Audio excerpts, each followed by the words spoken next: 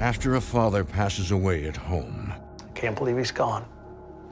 Yeah, we miss him too. his son begins to change. Is it grief? Dad, you gotta eat. Why can't you two just leave me alone? My dad was not himself at all. Or is it a demonic force after his soul? As soon as I stepped in the door, I felt the very evilness of what was going on in there. That was something trying to tell me to murder my kids. It's horrible. In America, there is real evil. It lurks in the darkest shadows and in our most ordinary towns. Between the worlds we see Someone's in my room. and the things we fear, there are doors. When they are opened, nightmares become reality.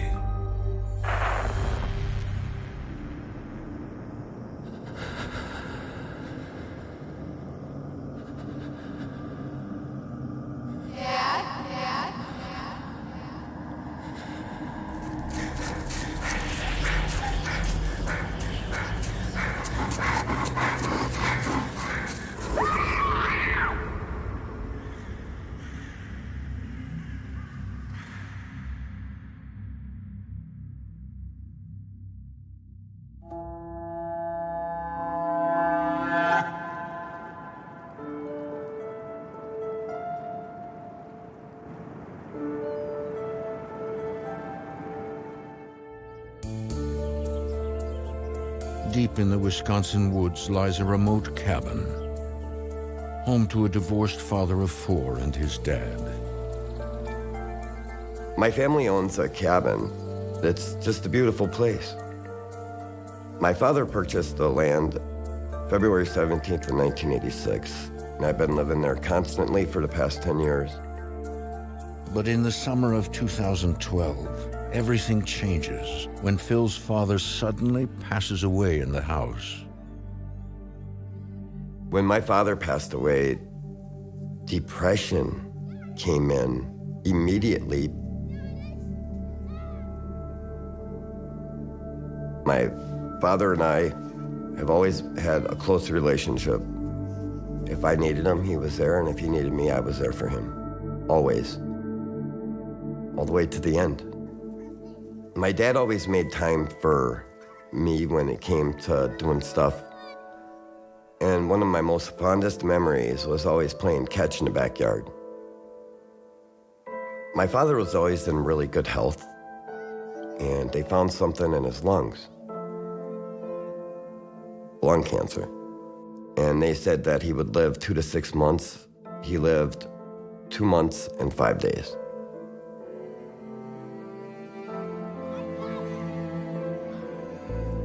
I lost my best friend.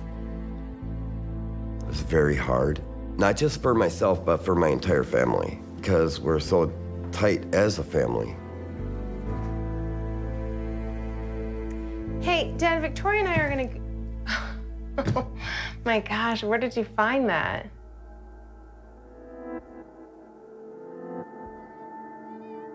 Dad?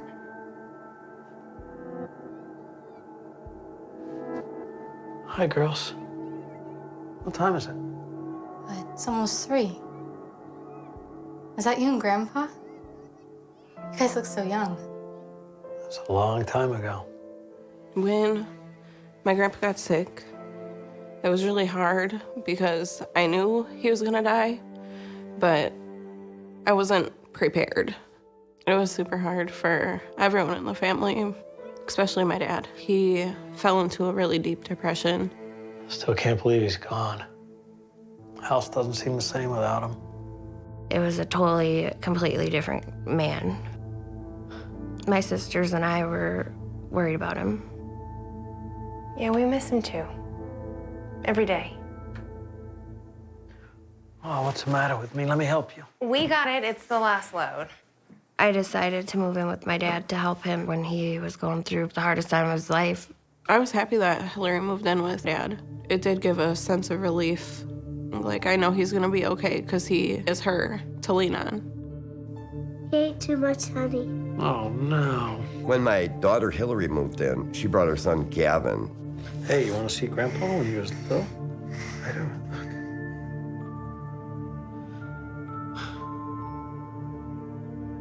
Unconditional love when I needed it the most.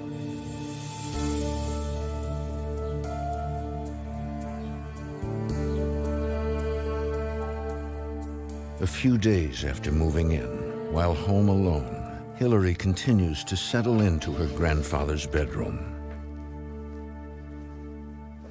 I moved all my stuff, mine and my son's stuff, into his old room. It was nice being in that room and having some of his stuff still there to remind me of him.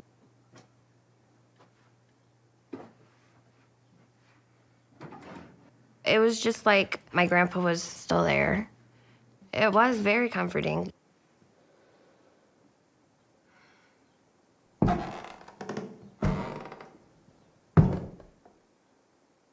I heard 3 loud footsteps. Dad, is that you?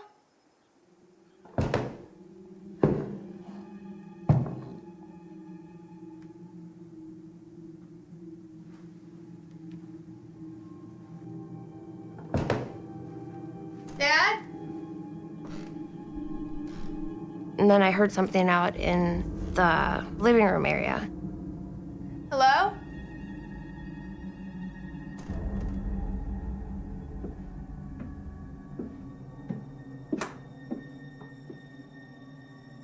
Hello?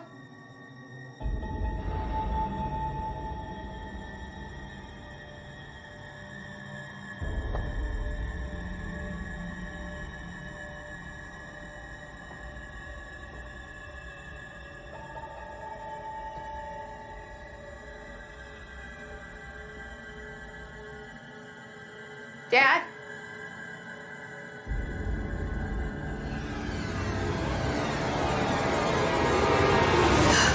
Jeez, you scared me.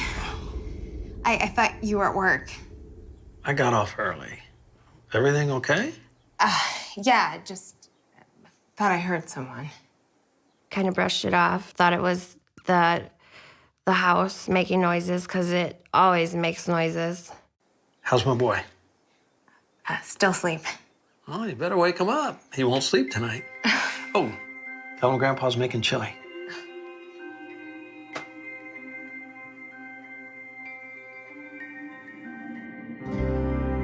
It's now been 3 weeks since Phil Sr. passed away. The family is slowly adjusting to their new life together. I was working 2 jobs at the time, being a single mom, and my dad would stay home and watch Gavin for me while I would go and work. So we made our schedules work together when it was just the 3 of us.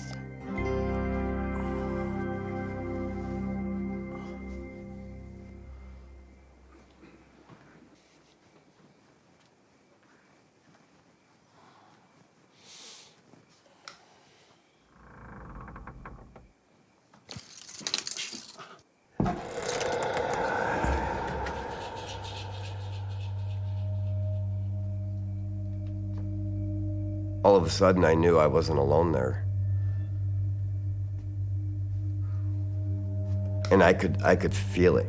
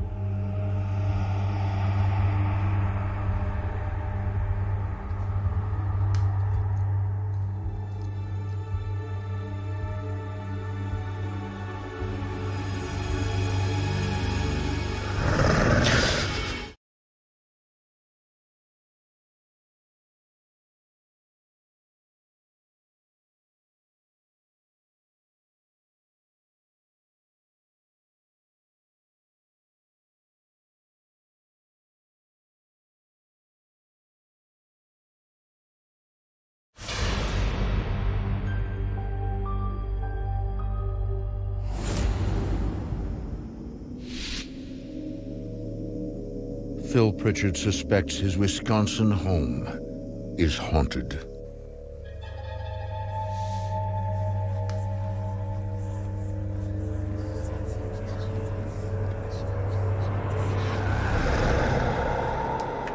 Out of the corner of my eye, I seen a dark shadow, and I thought to myself, did I really just see that? I knew I wasn't alone. There was something else in the house besides me and my daughter and her child.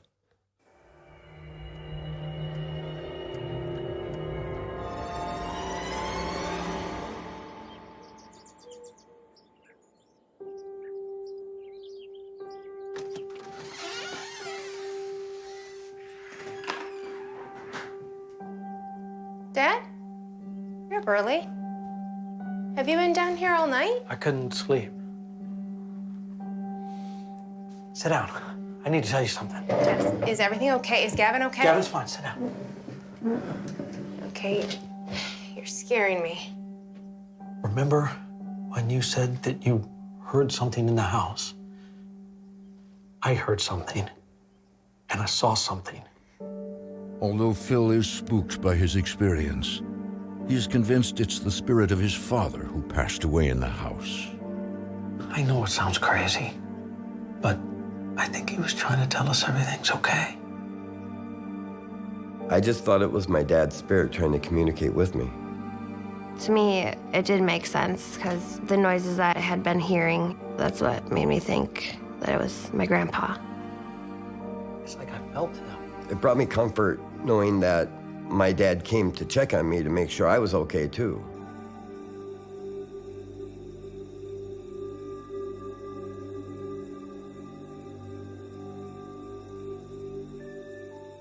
A little old man and a little old lady lived on a little farm. They decided to start a garden. They planted cabbage seeds and pumpkin seeds and tomato seeds.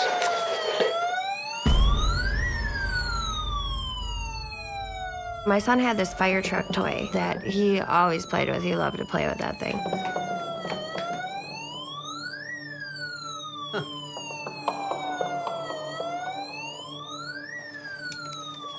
Just one day, it went off, and it was weird because it had never done that before.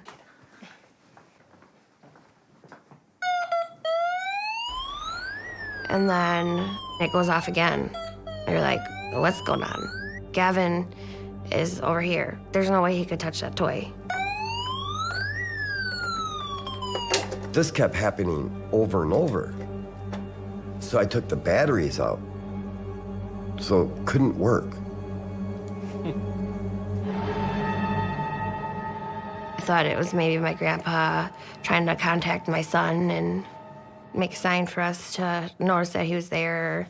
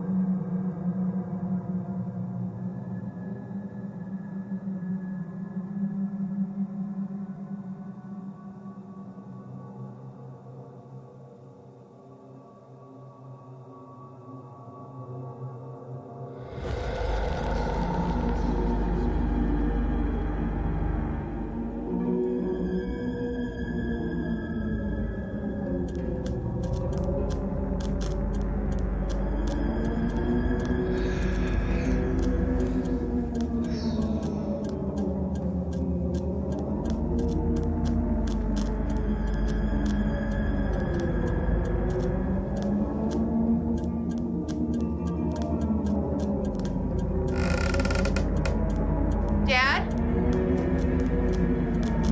I was in my room, and it didn't feel like my room. I just started to feel like the atmosphere changing.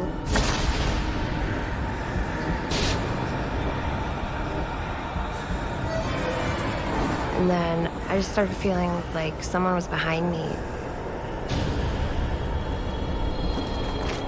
It was a man with a hat on.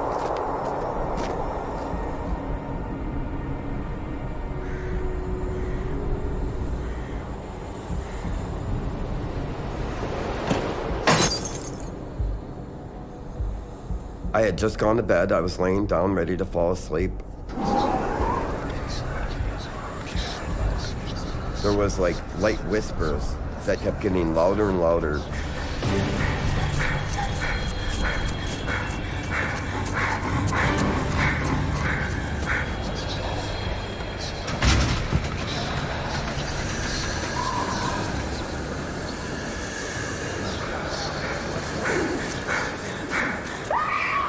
Hillary?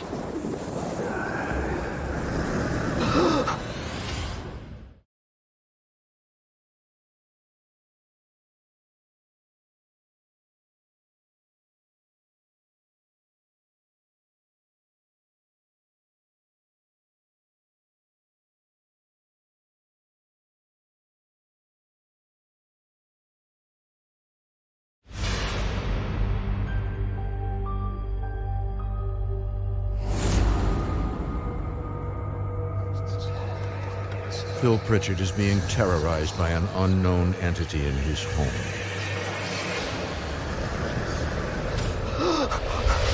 And I started fearing for my safety, not just mine, but my family in the house.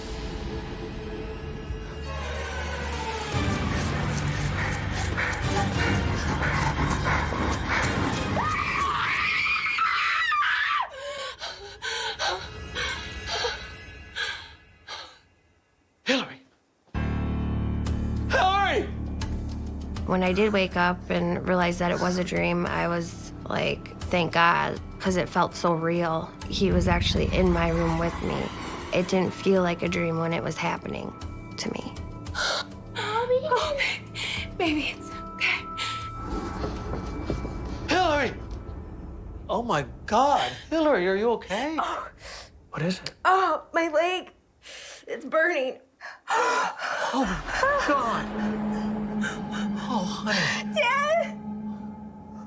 There's a scratch on my leg. 3 scratch marks. Hillary, what happened? I was in the woods and I was being chased by this man in this crazy hat. And I know it sounds insane, Dad, but it was so real. No, honey. I saw him too. At this point, I knew it wasn't my father because it was dark. I'm sorry. Whatever was in my home was evil. Fearing for Gavin's safety, Hillary sends her son to stay with relatives. I can't protect him. I felt hopeless. And that was hard to send him away. But I knew it was the right thing to do. I decided not to leave the house because my dad did need me. In the meantime, Phil goes searching for answers. I wanted to figure out what was going on. So I started talking to my neighbor. Phil, listen, I've been meaning to drop by. Real broke up about your pops. Thank you. He was a good man. You got something on your mind there, Phil? Sorry. I know your family's been here a long time. Oh, yeah, we have. Where are you going with this? My dad's house. Anything strange ever happen out there before my dad moved in? I asked him if he knew of people that died on the property or around the property, and he grew up there his entire life. Back when I was a boy, it used to be the Hanbury place. He was a farmer. They had 2 girls. And I heard he was a real nice fella. But one day he just turned, sent the missus and the kids away, locked himself in the house, and well, before you know it, he lit the place on fire. And he said yes, Martin Hanbury had passed away. By the time those fire engines got here, there was nothing but smoke and ash. Burned the place to the ground. Hanbury with it.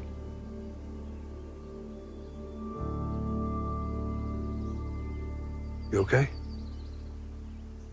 Thank you, Clayton. Learning this news, it made it more real. I thought it was Martin Hanbury that was haunting the house. We didn't know what to do. We had to stay at the house. We didn't have anywhere else to go.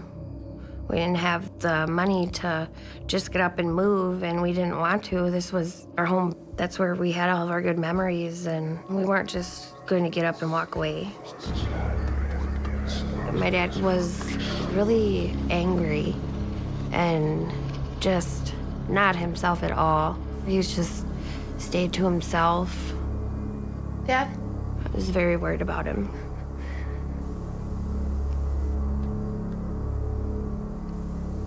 Don't do that. Oh my God. You scared me to death. I thought you were asleep. Leave me alone. Dad, it's 3 a.m. Come on, it's time to go to bed. I said, leave me alone! Okay.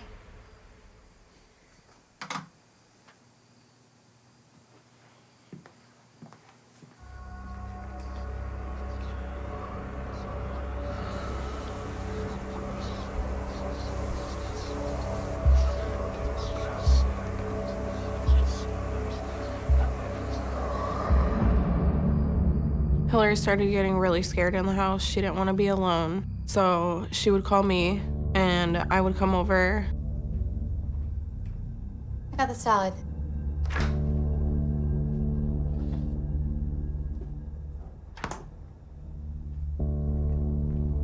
Hey, Dad.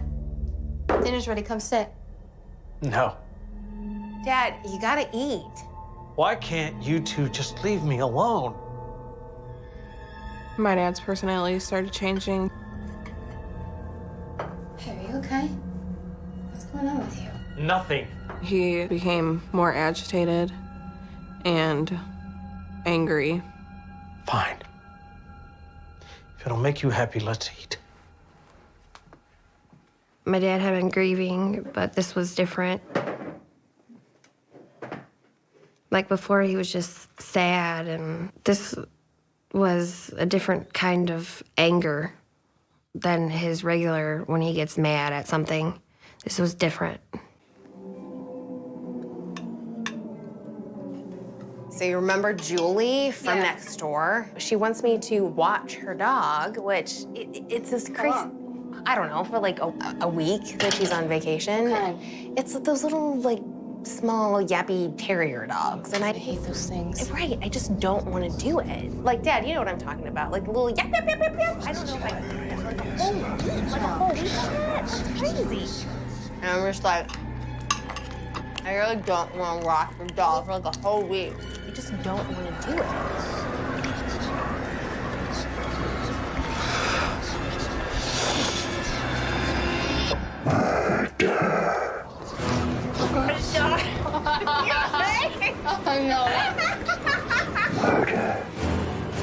I heard the word murder, like right next to my head.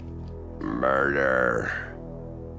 Right in my ear. Murder. These weren't my thoughts. Dad. Dad, are you okay? Dad. Dad. I knew it was something else outside of myself that was trying to control me, Dad. Dad. trying to tell me to murder.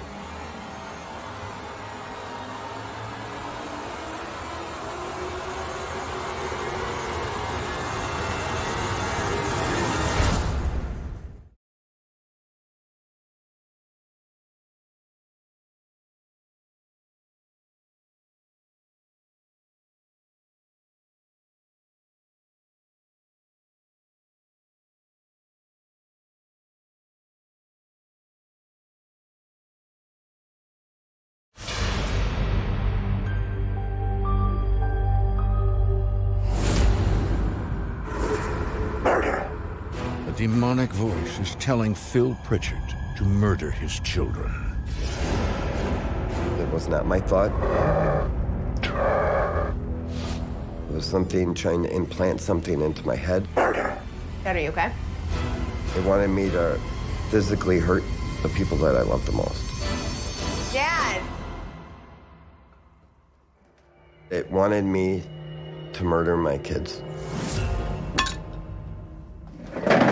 Dad? Dad, what's going on? Dad! And that's when I took action by leaving. I had to leave. Had to leave. Dad! Dad? Where are you going? Please talk to us. Something's happening to me. I keep hearing things. Voices, whispers, telling me to do things. What kind of things? Bad things. To you. To both of you. He was ashamed to tell us what he heard. That's ridiculous. You would never do that. I want to believe it. But this house, it's in my head. It's trying to control me. He told us that he was having thoughts and hearing voices and having visions about murdering us, killing us. Just so scared. The voice that he was hearing, he knew it wasn't his voice. He knew it was something else. We're not living like this anymore. We're gonna do something. We're gonna get help. Even though I was fearing for my life, I was also fearing for his, because I knew that that wasn't him that was thinking that way. I hadn't seen the real him in like weeks. I was wondering if this thing was going to take over my dad. This was the last straw. I had to do something. The Pritchard family contacts a local investigative team, Paranormal Encounters Wisconsin. I needed help in the worst way. I needed this to stop, and I needed it to stop right now.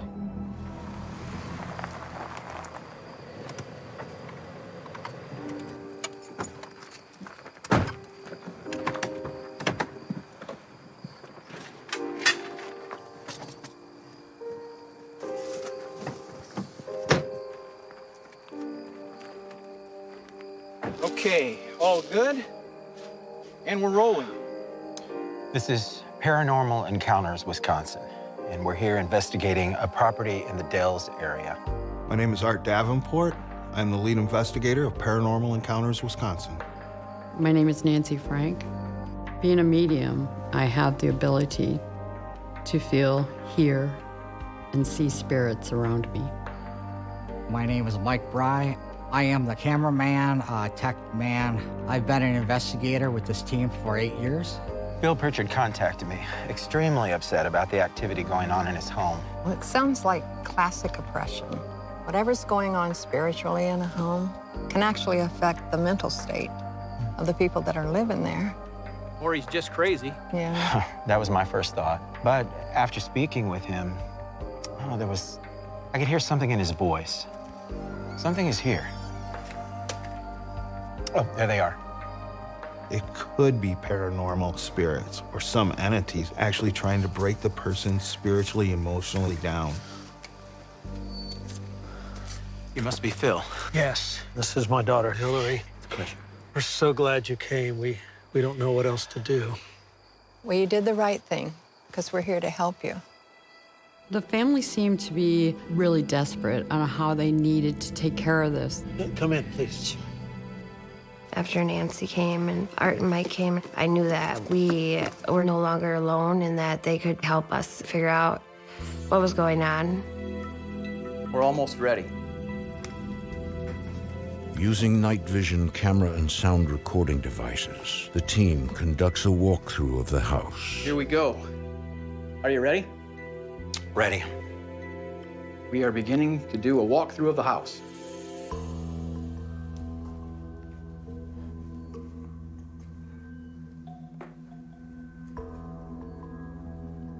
I felt it. I felt the very evilness of what was going on in there.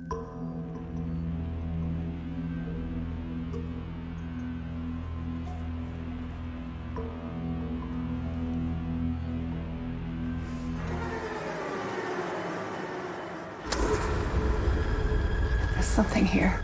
It's so bad in here. I can feel it.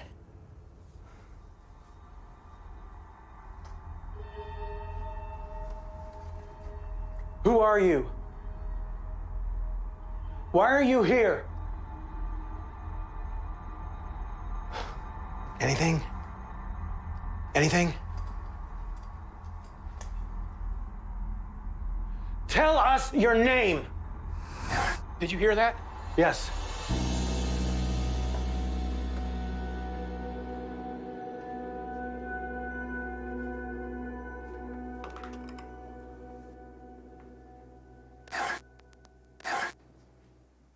Something's there. I can't make it out. Let me slow it down. Enhance it a bit.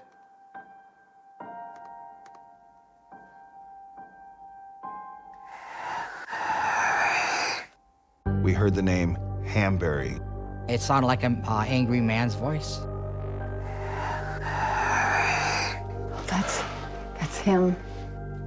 After hearing the name Hamberry, I knew I really needed more information on him, so I just concentrated on him. What did you want from me? It was like in a flash, I saw Martin Hamberry.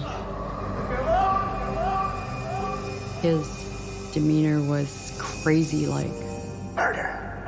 he was hearing voices telling him to kill his family. You have to do this.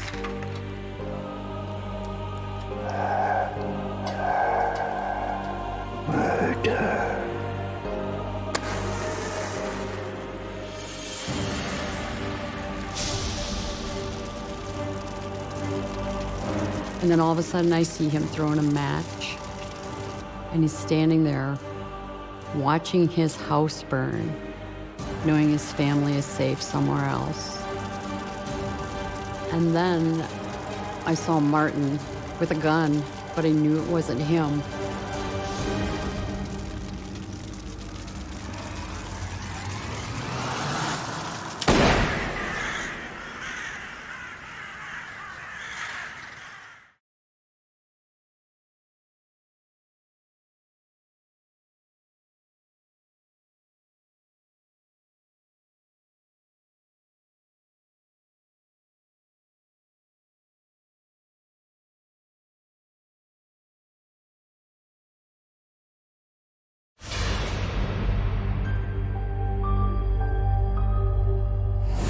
Psychic medium Nancy Frank is having a traumatic vision of the entity haunting the Pritchard home. As I was seeing all this in my mind, it made me so sad that a demon can control a person enough to have him want to kill himself. This demon was haunting him, putting these voices in his head, telling him to murder his family. Murder. It was constant, murder him, making him go crazy. Martin couldn't handle it anymore, so he killed himself to protect his family. Nancy has just seen what's haunting your house. It's not your father, Phil, and it's not Martin Hanberry. Then what is it? It's a demon, and it's attached to this land. Nancy explained to us immediately that Phil was seeing who he thought was Hamberry was actually this demon trying to influence him, just as he did to Martin. I really started to pick up on this demon, and I knew he had been there for a long, long time. But he would lay there and wait for the next family to move onto the property. Martin wasn't a bad guy. He was a good family man. He worked hard. He had 2 children. They were young children. His wife was a loving wife and a good mother. Martin loved them very much. We strongly feel that this entity, this demon, had been on the property since ancient times. It just took Phil's grief to open that doorway for it to come through yet again. It attaches itself to the people who live here and forces them to do evil things. We believe it was trying to do the same thing with you. You were grieving the loss of your father. You were vulnerable. The demon used that to come into your life. I really believe in my heart of hearts that this demon wanted me to do the exact same thing. Either take out myself or kill one of my kids or both of them that were there. So what do we do? Well, we're going to help you. We just need to do a cleansing of your home. We knew then a cleansing had to be performed. It was trying to take Phil's life or his family's life. Whatever needs to be done. I told Phil that I can't have you in the house while I'm cleansing. I sat him on a picnic table and I poured sea salt in a circle around him and asked him not to leave that circle. I was just hoping for a miracle at that point. I was just ready for everything to be over with and done, and just hoping and praying that it would work. Give us your protection. Restore the peace to this home and this family. When I cleanse a home, I use sage, I use holy water, Bring light and I use oil. back to this house and this family. As I'm walking through the house, I could feel vibrations in the windows and feeling in my body a tightness in my chest. And sometimes as I'm saying my prayer, the words aren't coming out. Oh. Stay strong. Don't waver. I can see Mike is pale and Art just looks horrible. Restore the light. Restore the warmth. Restore the peace to this home and this family. Leave this house. Nancy realized the demon was trying to affect me because I was feeling lethargic, nauseous, dizzy, like a fog took over. I can feel the fighting coming on each step we took. God, we banish the evil from this home. In the name of God, I command you to leave now. In the name of God, you may not stay here. This is not your home. We knew that the demon was there and it was trying to push us out. We all instantly had headaches or felt sick. And then I looked up and I saw it. It was the demon. Nancy! I heard the gun go off. It was so loud. Nancy, are you okay? I thought I was gonna die.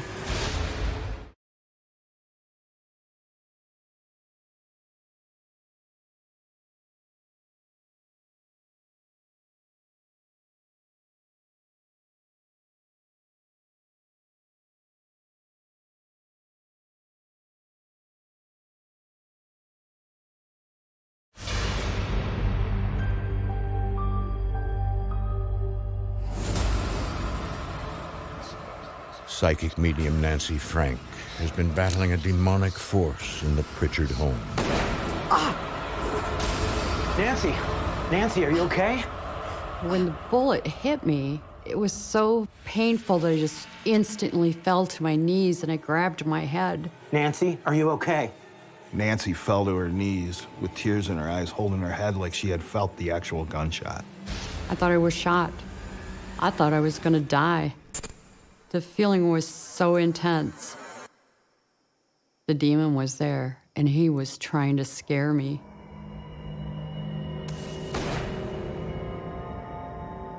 And I had to get up on my feet and show him I wasn't afraid of him. He needs to be afraid of me. Stay strong. I need you to pray with me now. In the name of God, you must leave this place now. Demon, be gone. You are not welcome here. You must leave this place. I pray that you will leave this place. The atmosphere was very intense, but it just made you want to battle the demon even more, so he would leave. You are not welcome in this place. I'm screaming at him, and I'm like, you're not allowed here anymore. And he's fighting me. And I just kept pushing and pushing. In the name of God, I command you to leave this house now.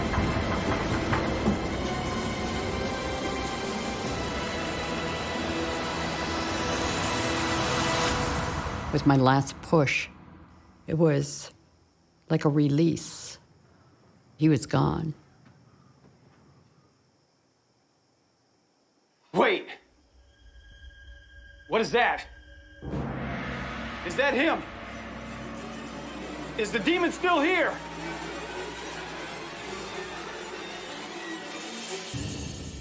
No, it's Martin. I knew that Martin Hanbury was still there. He was sad. He was afraid to cross over because he thought he would be punished for committing suicide. Martin, you can cross over. It's okay. I let him know that he could cross over and be with his family. Cross over now. Go be with your family. He just kind of nodded, and he was gone.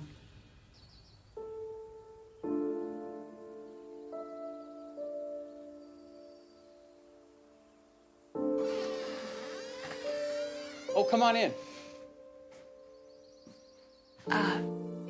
Is it safe? It is. Yes. Yeah, it feels different. The atmosphere in the house was light.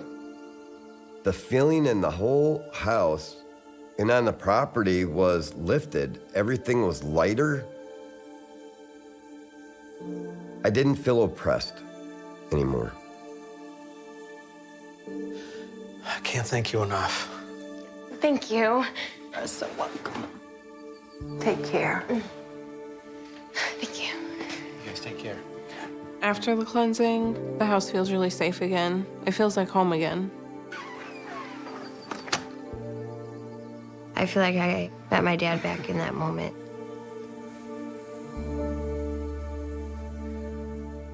We're gonna be okay. Going through all this, it was very hard, and it was a tough battle, but we came through it on the other side. Give it a whack. Nice! Yay, refreshments! Everything is going very good in my life and in my children's lives. He's good. Good? He's better than I was.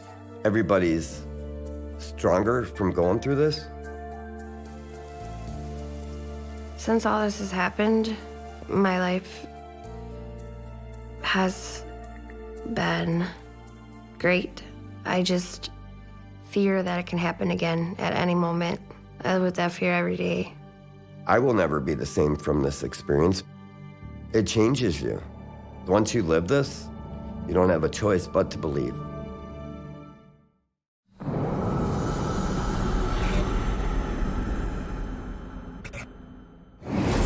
And so the story begins. A dream house beckons. Oh my gosh, Dennis. It's perfect. But there are secrets lurking in its shadows. Haunting secrets. There were several deaths in the house. They had lost 2 children at a very young age, one at 3, one at 5. Terrifying secrets. The attack in my room left me feeling vulnerable. It left me feeling frightened. I felt someone getting into the bed. I could not scream. I could not move. The fear is unlike any fear that I had ever had. It was absolutely terrifying. Tracy!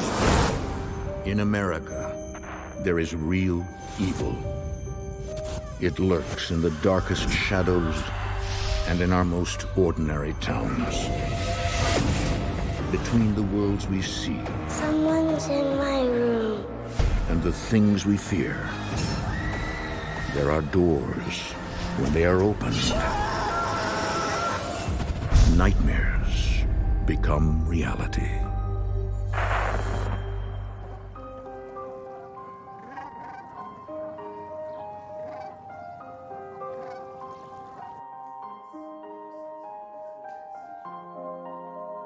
I am Tracy Berrios. My husband and I purchased an 1878 Victorian home.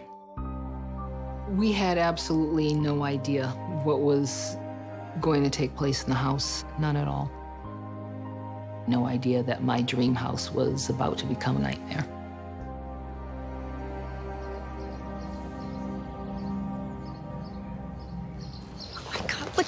Thanks.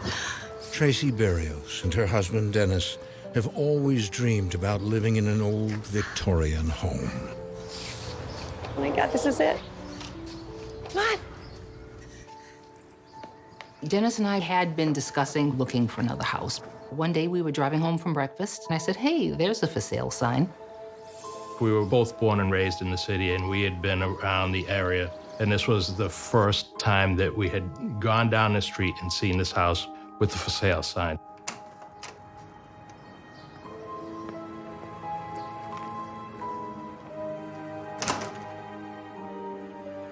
Oh my gosh, Dennis. Can you believe this place? It's so big and so beautiful. The second we walked in the doors, the first thing I noticed, everything from the woodwork to the hardware was just, it was so beautiful. Oh God, it's perfect. It's like it's been waiting for us. The previous owner had the house on the market for a year. I think she put it on the market very soon after her husband passed, and it basically just languished on the market. I don't think anybody wanted to take it on, really. It's a really old house. The renovation is gonna take a lot of money. It is a very old house, 140 years old this year, so it has its challenges. It wasn't previously well maintained. I don't care. This is my dream house. I just said, this is it. This is absolutely it. I was awestruck. I really was. Okay, come on.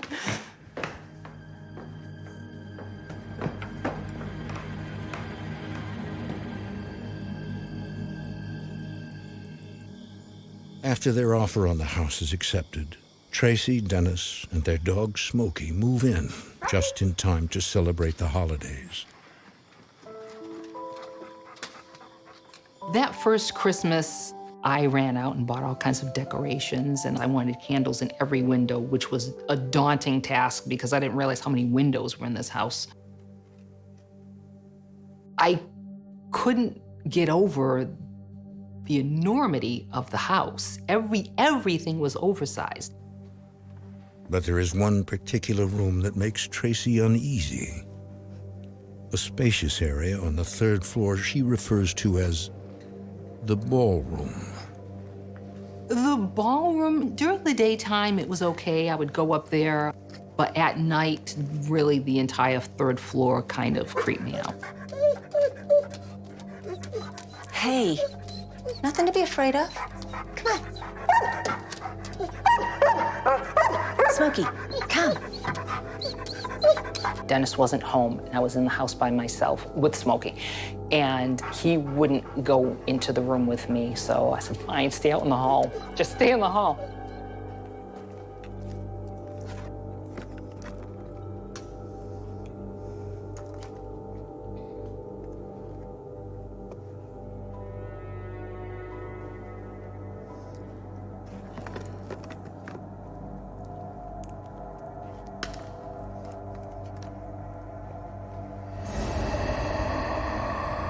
Had the definite feeling that I was being watched, that I wasn't alone in that room. It felt like there was someone there.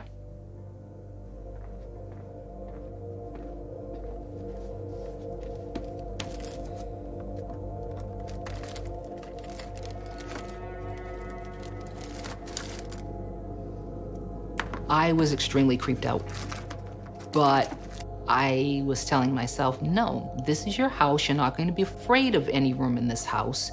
You are going to stay here and do what you came up here to do, and then you're going to leave.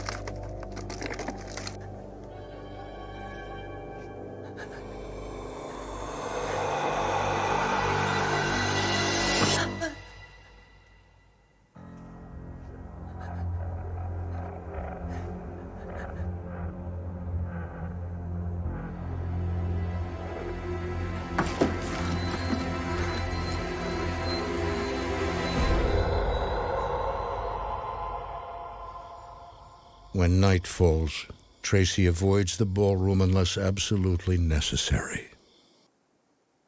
Later, she and Dennis get to work decorating the front hall.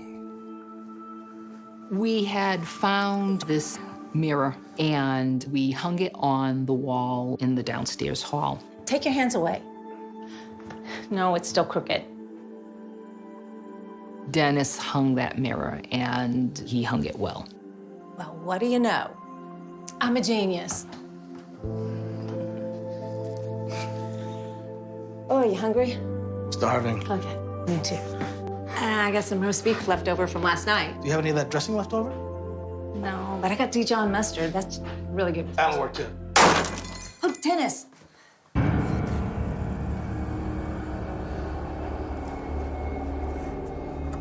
The mirror was on the floor with the mirror side facing up. How did that happen?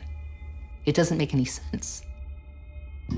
I didn't know what to think. I thought maybe the nail came loose and the mirror fell. I looked at the wall and that was not the case. The string that was on the back of the mirror was still intact and the nail was still on the wall. So it's like, I was at a loss as to how this could have happened. I think there's something else going on here. I thought, okay, something's going on here. What are you saying, a ghost? Come on, Tracy. I mean, we're the only ones here. If it had fallen, it wouldn't have landed over here. It's like it was thrown. What? That's crazy. The paranormal is not the first thing I look to when things like this happen. I try to rationalize them because that's the type of person I am. There's a reason for everything. Well, then how did that... I don't know. I'll fix it after I get something to eat. I had a belief in the paranormal before all this happened. I absolutely believe that there is more than we can see.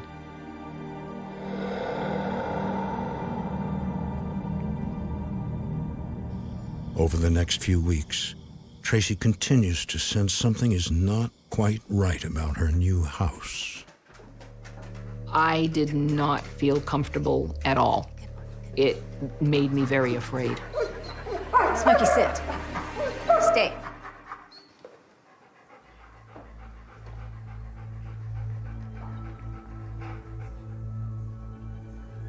I smelled this very feminine, flowery, lotiony smell.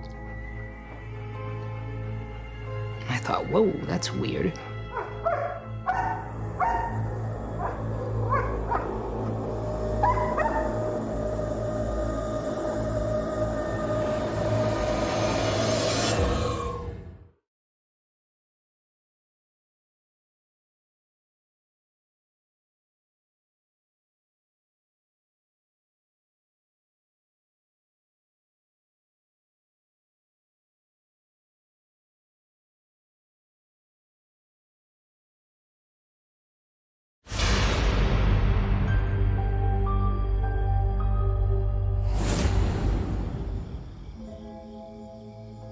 Tracy Barrios believes her dream house is haunted.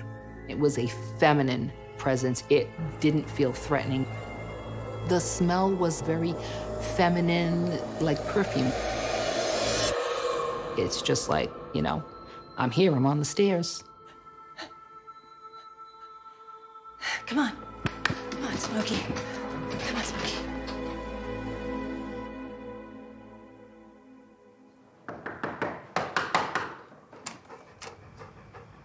Whoa. Tracy's daughter, Jordan, is also a believer in the paranormal. Mom? Hello? When I came into this house, I absolutely 100% had a belief in the paranormal from past experiences. Jordan, you're here. Oh, God. Oh, I've missed you. Let me take your coat.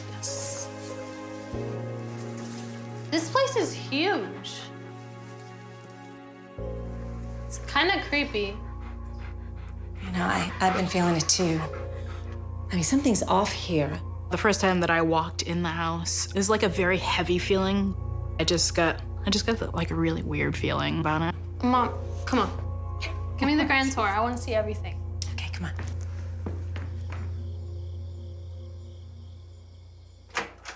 Whoa, look at this room. The ballroom was completely different from the rest of the house. It definitely felt more heavy than on the first and second floor. What's wrong? I don't know. I get a weird feeling when I come in this room. It's like there's someone else here.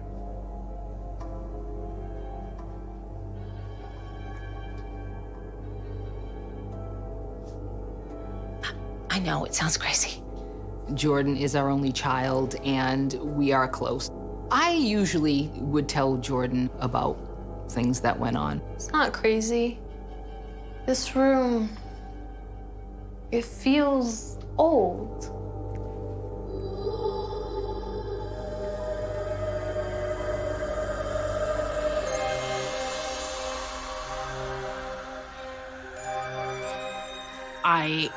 I definitely felt like somebody was up there or something was up there with us. Jordan? Jordan, what's the matter? Are you okay? Yeah, I guess I just got cut up. The ballroom, there was definitely something really creepy and eerie. Can you show me the rest of the house? Yeah, let's go. Weeks after moving in, Tracy looks into the history of the house. She asks her neighbor if he knows anything about the home's previous owners. I'm so glad that you're interested in all this history. This house has seen a lot over the years. My neighbor had offered to ask his brother if he would do some research. It's a hobby of his. And he did, and I ended up with a binder full of information. Now, this is what my brother has uncovered so far. The original owners of the house were George M. Eddy and his wife, Sarah.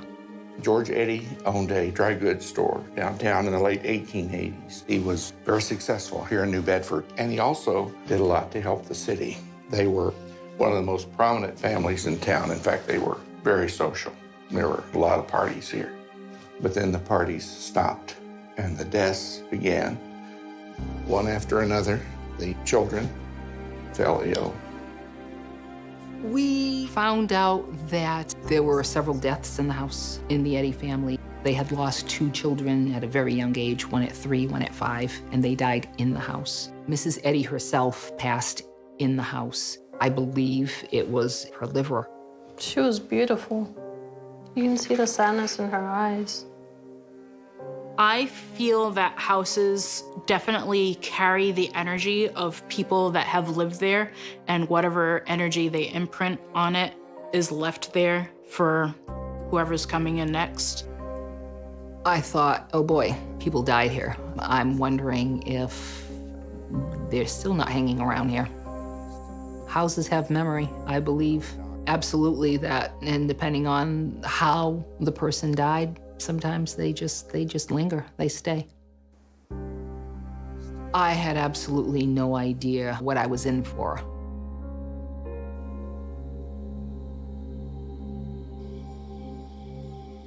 But there is no turning back now. The Berrios are deeply invested in their house. One night, Dennis begins renovations in one of the bathrooms.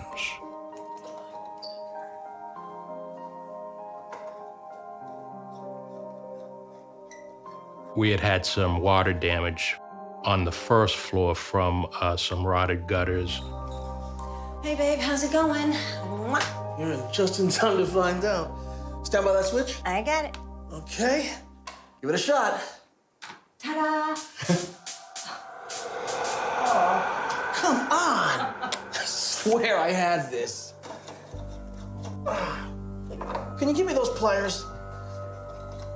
As part of doing that repair in this bathroom, I had asked Tracy give me a hand. Ow! Tracy! Tracy?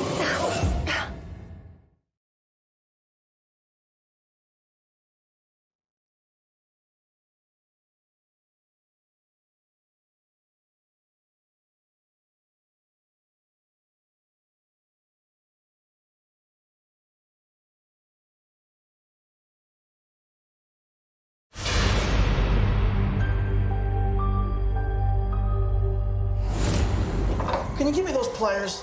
Sure. Ow! Tracy! Tracy? Ow, ow, ow. What happened? Are you okay? Something hit me in the back of the head. Dennis and Tracy Berrios are renovating their over 100-year-old Victorian home when Tracy comes under attack. Oh my God. What the hell? What is it? It's an old piece of wood. I pulled out a piece of old wood, and it looked like the inside, the bones of a house. The bathroom was not gutted, so none of the bones were showing. There was nothing that could have come flying at the back of my head. Oh, this is crazy. I'm trying to think in my mind, where could this piece of wood have come from? Everything within the room is painted or papered, and there's no unfinished wood in that room. Now do you believe me? There's something going on here. I just got chills from the top of my head down my back, and I had never felt anything like that before.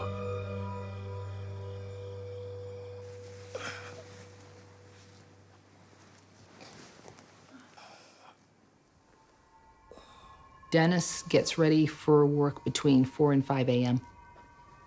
I heard him get up. I heard him leave the room. I heard him get into the shower.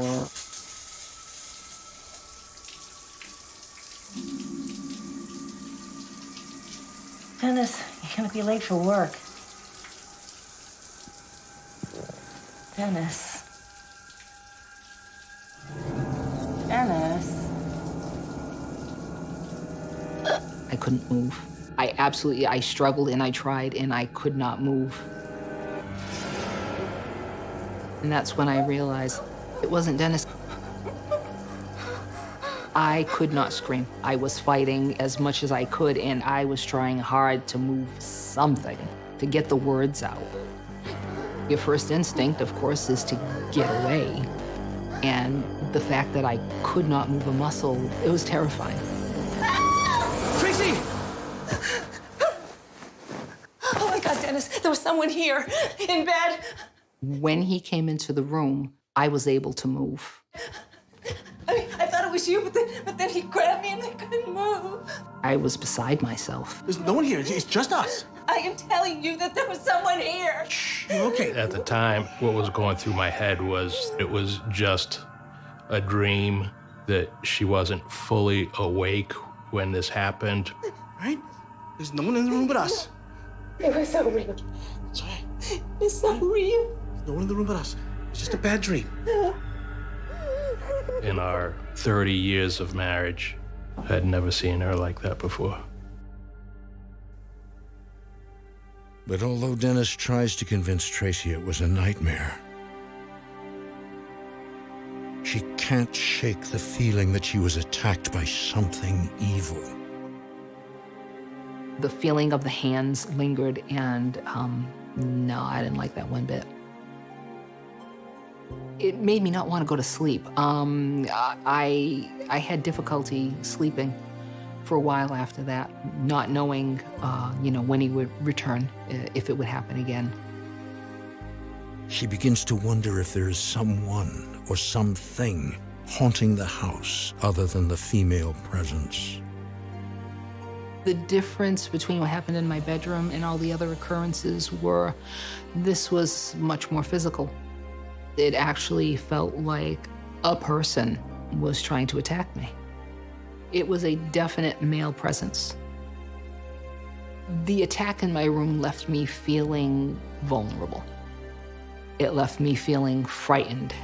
It left me feeling angry, because this should not be happening in my own home.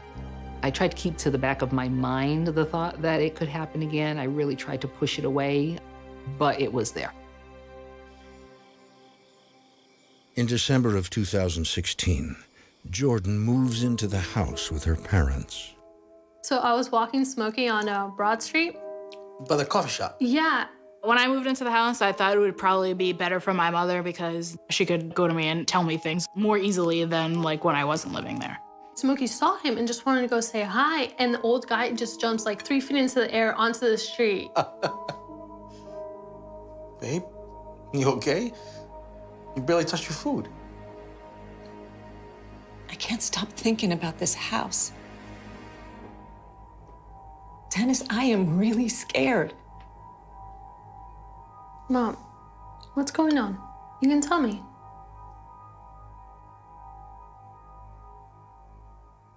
After your father got up to go to work, I felt someone, a man, climb into bed with me. And he grabbed me. What? Dad. I went back into the room and there was no one there. I mean, it had to be a nightmare, right? I kind of feel helpless because what do we need to do to resolve this? It didn't feel like a nightmare. It felt real. I don't know. I think I'm going crazy. She felt that there was a male presence in her room. She definitely felt some sort of thing that shook her to the core.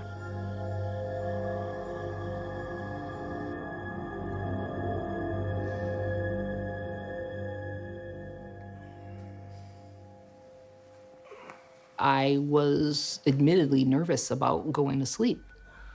And I would wake up in the morning, as usual, when Dennis was getting ready for work. And I would try to stay awake, like keep my eyes open. I'd sit up, I'd look at my phone, I'd do anything until 6 o'clock. That morning was much like any other morning. I was lying in bed and Dennis was getting ready for work and I heard the footsteps coming into the room. I thought, oh no. I'm thinking, this is not a dream. I know I'm awake. Dennis, is that you?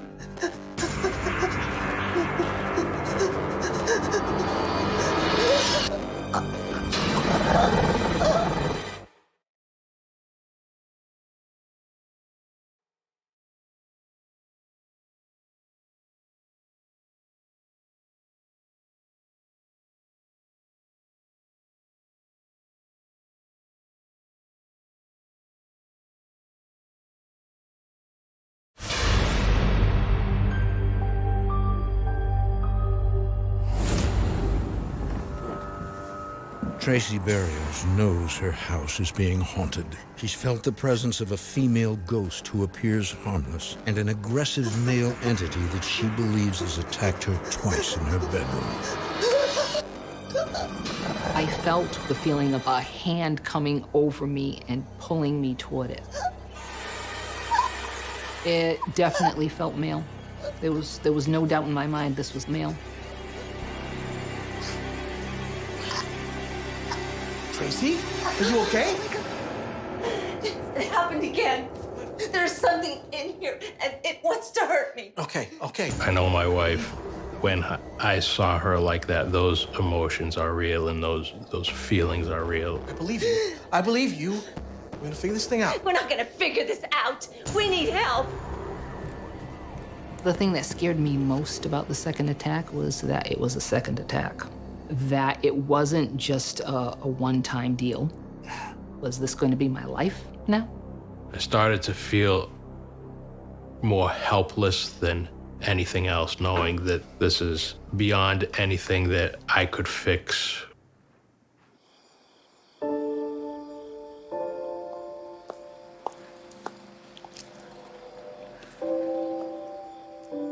When Tracy first mentioned bringing in expert help to try and figure out what's going on, I was willing to do or have whoever come in to try and figure this out.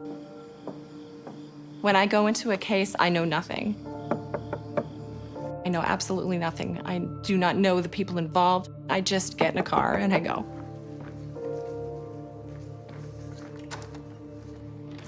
Oh, hi, come on in. You must be Tracy. I'm Leslie. Hi. This is my husband, Dennis, and my daughter, Jordan.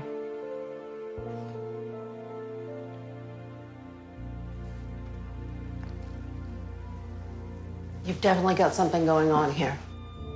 My attention was drawn to the third floor in the ballroom. It's up here.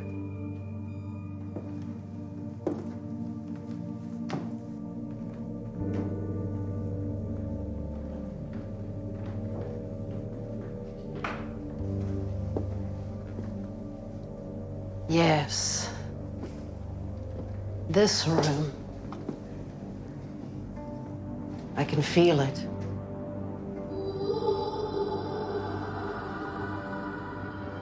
There's a lot of energy here.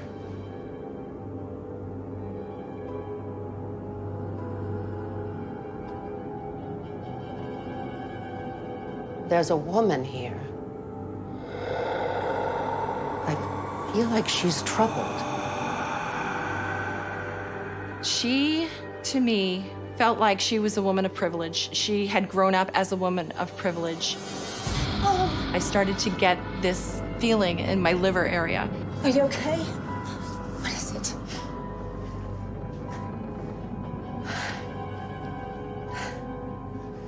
The presence. I feel like she died of some kind of internal disease. That must be Miss Sarah Eddy. She was the original owner of this house. She died of liver cancer.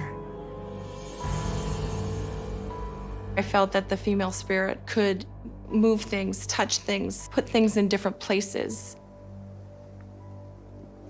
manipulate her environment or our environment. It wasn't negative. She wasn't negative. She liked things a certain way, and I think that she liked to keep her house in order. Mrs. Eddy won't hurt you.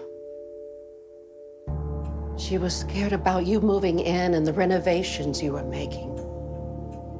She felt you were trying to change her home. That's why she was lashing out. She knocked down the mirror? There are spirits who love their house so much that they don't want to leave. I think in this case, that is why Mrs. Eddy is still there. I felt something too in this room. That was her. She loved this house. And she knows now you love it too. This was a grand home, and I feel that Mrs. Eddy liked being associated with it. So you don't feel anything evil? No, just Mrs. Eddy. While I believe that Mrs. Sarah Eddy was not malevolent, I had always believed that, but that one in my bedroom was not good to me. I was frightened that it would continue because I didn't have the help I needed to get rid of it. As night falls on the Barrios' home, the evil inside remains. I always fall asleep with my TV on.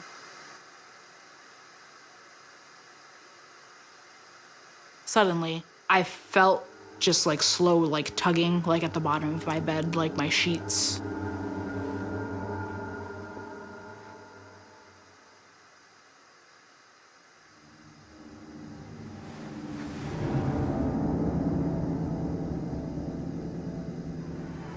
The tugging was pulling me out of the bed, towards the foot of the bed.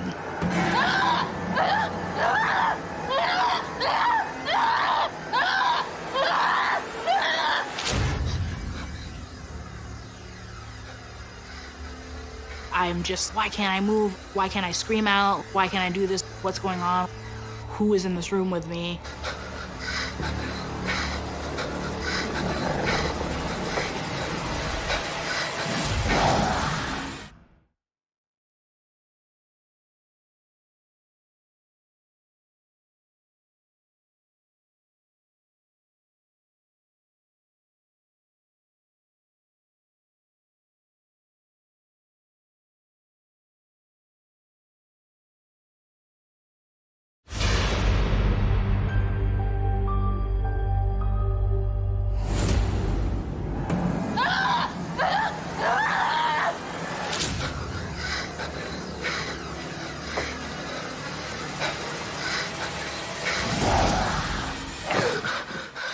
Jordan Barrios and her mother, Tracy, have both experienced paranormal encounters in their home.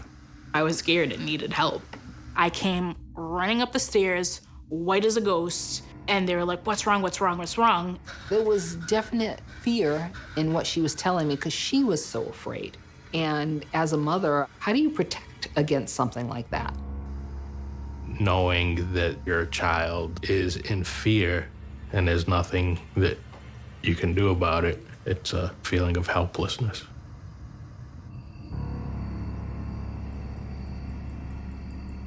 Terrified, Tracy reaches out to another psychic medium to investigate the house. Dennis, they're here.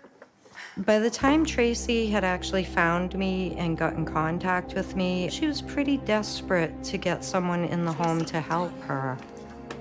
Thank you so much for coming. You're very welcome. Hi. Hi. This is Dennis. Dennis. My husband, and Jordan, my daughter. Hi. I'm Luann. This is Father Tom. Hi, Father Tom. When I come to do investigations, I like to run a small team. On that night, gaining evidence is important to me, but the client's safety and well-being are also very important to me. So we brought the Reverend. I know you've been having a difficult time.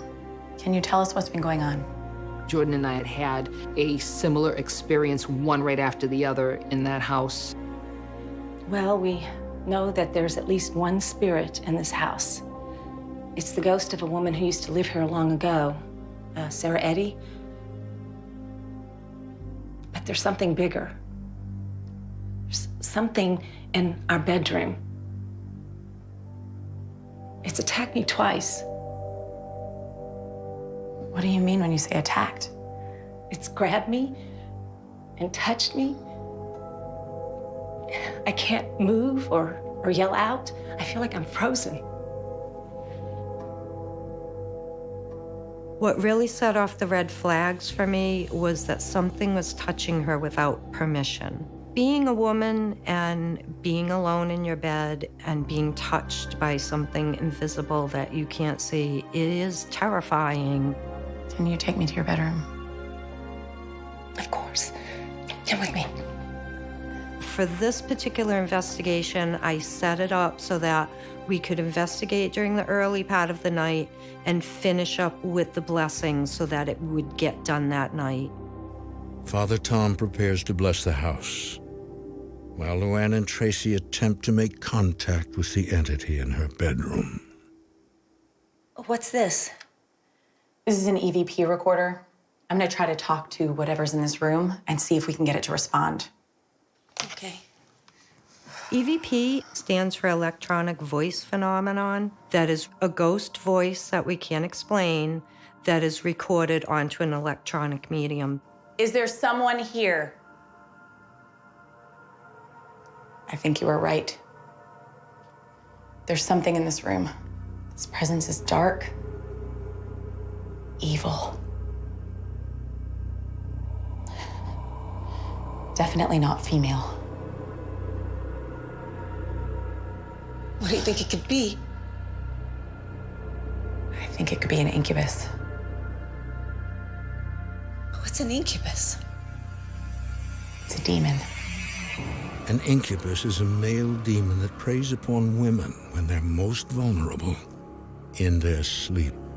This one was smart. It was able to hide itself from the first medium, Leslie. An incubus basically wants what any negative entity wants. An incubus is just playing the sexual side of this. Because that, especially for a woman, that's very violating. Why is it here? Why would it come after me? That's what we're gonna find out. With this particular entity, it's hard to say where it came from. Did Tracy move into a house that had an entity? It's possible. Did it follow her there? That's also possible. But the thing that's most important in the case is that the person feels safe in their own home. What side of the bed do you sleep on? This one.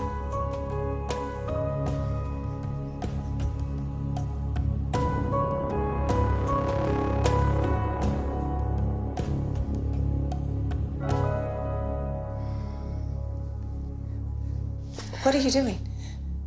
Trust me.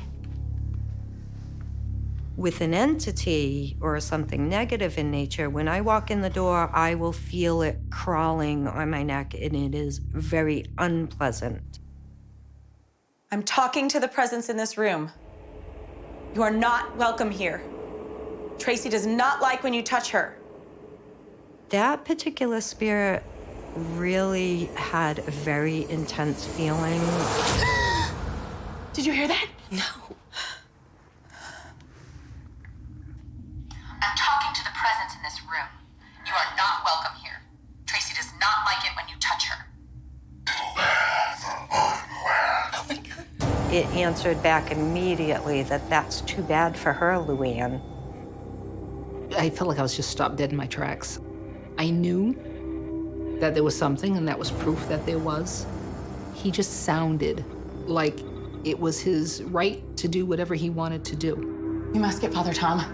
We need to cleanse your house immediately. Hearing the voice changed everything for me. I would have done anything to make him leave.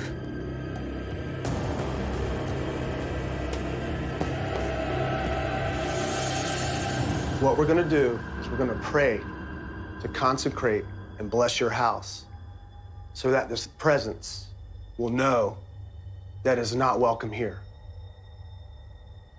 You are not welcome here in the name of Jesus. He was doing his prayers, and I suddenly felt very ill. I didn't feel well at all. In the name of Jesus, you are not welcome here. You are not welcome here. Tracy! Mom! Get a chair for her! This left me with a feeling of fear, of terror. There's something going on here that we definitely can't explain. This incubus, it wanted to haunt Tracy, and it wanted to possess Tracy. Tracy, are you okay? Talk to me. What's going on? It's terrifying. Absolutely, in that moment, it's terrifying. My head. I feel so dizzy. Maybe we should stop. No. You are not welcome here. Tracy! We need to stop this. I'm getting her out of here. No, we need to keep going. We banish you from this house. You're not welcome in this house any longer.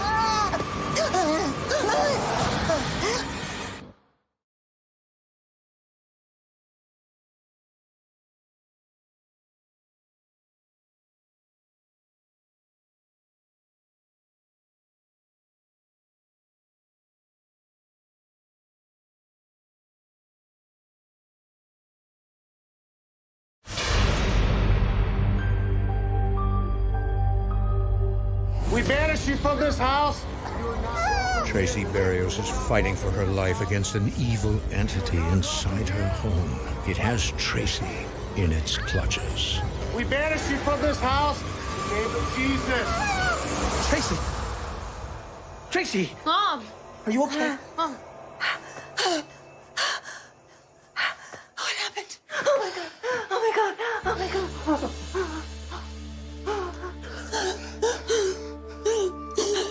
What happened? You're safe. Your house is yours again. For me, I feel like this blessing was very successful. Once it's done, it's almost like you feel like someone opened up a door and let the fresh air in.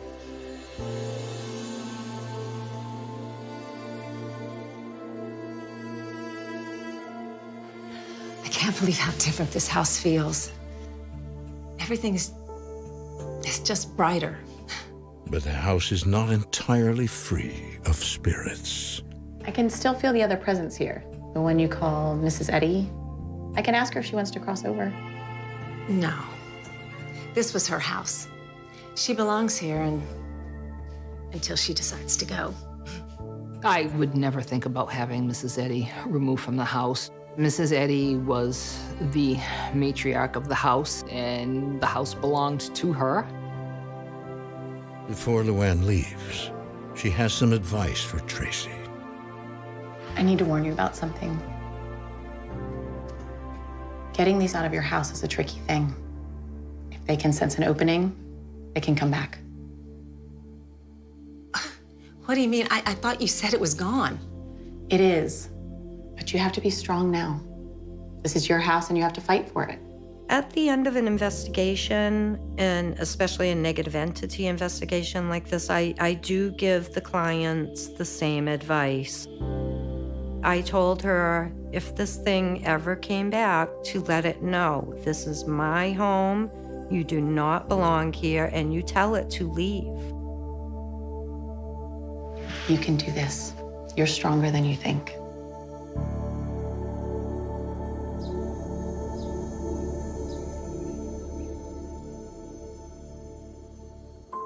No. A little to the right. Whoa, too far. Back left. It is a little bit unnerving knowing that this could happen at any time, but I absolutely still love the house as much as I ever have, and I don't think there'll be anything that will ever change that. There. Perfect.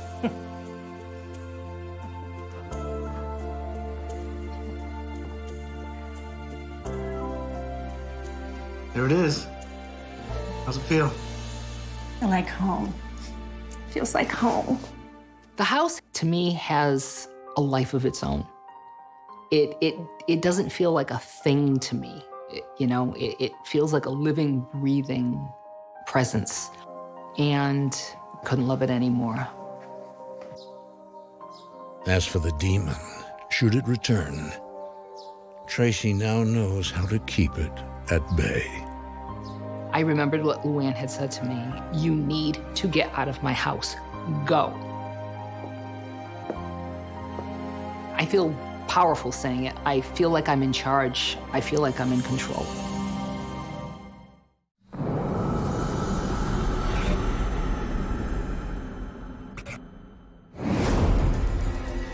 There are ghosts lurking in the Shea home.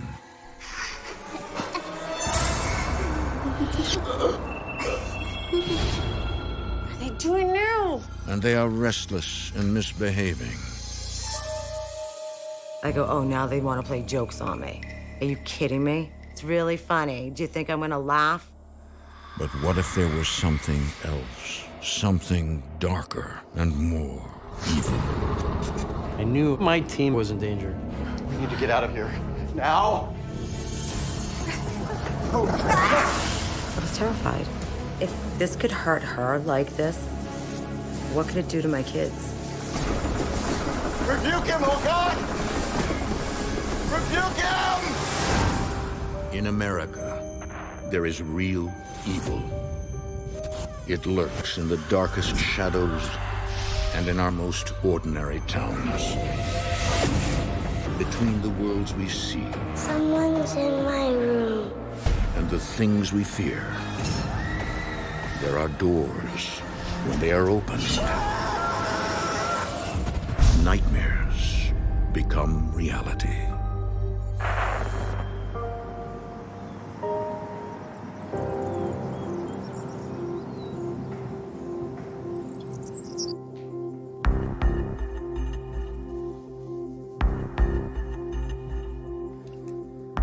I'm Tammy.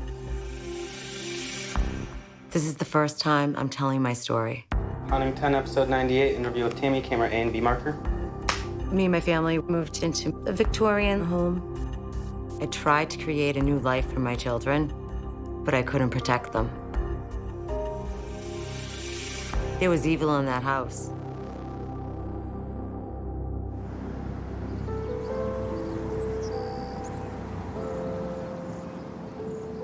In the fall of 2017, the Shays move into a two-family home just outside of Boston.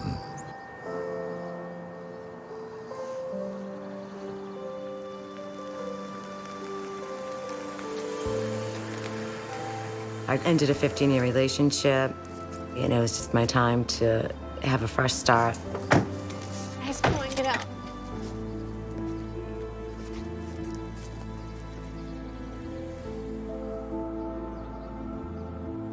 Me and my family were looking to move, and we decided to move to Norwood. Which room's mine? Right next to me, sweetie. Isn't it great? I have 3 children. William, and he's 20. Shane, he's 17. And Corinne, she's 10. I'm a single mom. The house fit my budget, my income. But not everyone is excited about the move. Great isn't exactly the word I would use. Hey, give it a chance, will you? When I first moved to this new house, I didn't really like it at all. I felt like I had to start over, like making new friends again. You're just happy because it's closer to Karina. Well, I can't argue with that. Karina is William's girlfriend. Oh, Karina, you got the pizza. Thank you. Yeah, grab some breadsticks too. I am William's girlfriend. We met at high school in 2016. We've been together for 2.5 years now. Tammy is a single mother. She raises 3 children on her own. They're really close.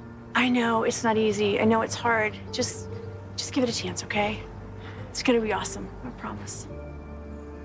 It was very hard for my son. It was hard for all of us.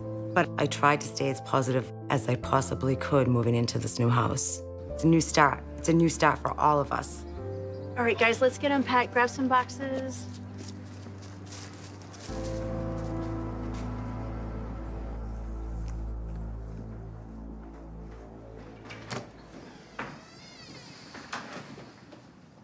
Wow, look at those stairs.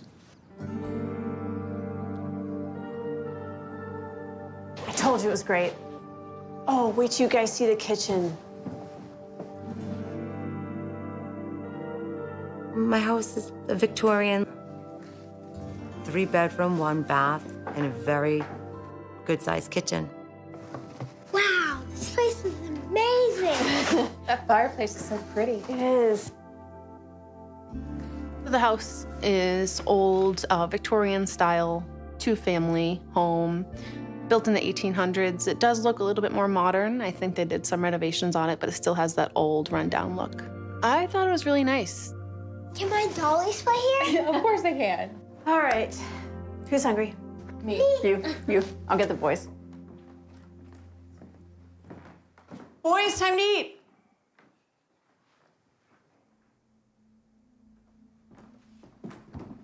William! Hey, boys.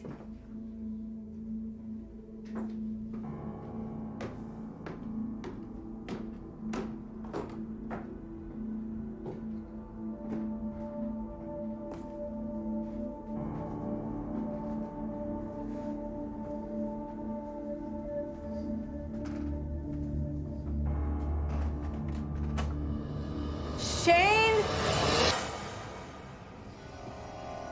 Me and my brother wanted to adventure around the house. So we went up to the attic, and there's just a whole bunch of crap laid out everywhere, like old photos. It just had this vibe that, like, wasn't nice. I was overwhelmed. What is all this stuff? Isn't it crazy? There was a bed, it was boxes, Christmas trees, things from the 1800s. There was so much stuff. Why did they leave their belongings behind? I mean, why didn't anyone clean it out? Where did all this stuff come from? I don't know. Don't touch anything. I just wondered, why did they get out of the house so fast? It just didn't make sense. All right, get downstairs and eat. I think that's the second truck. Let's go. Shane?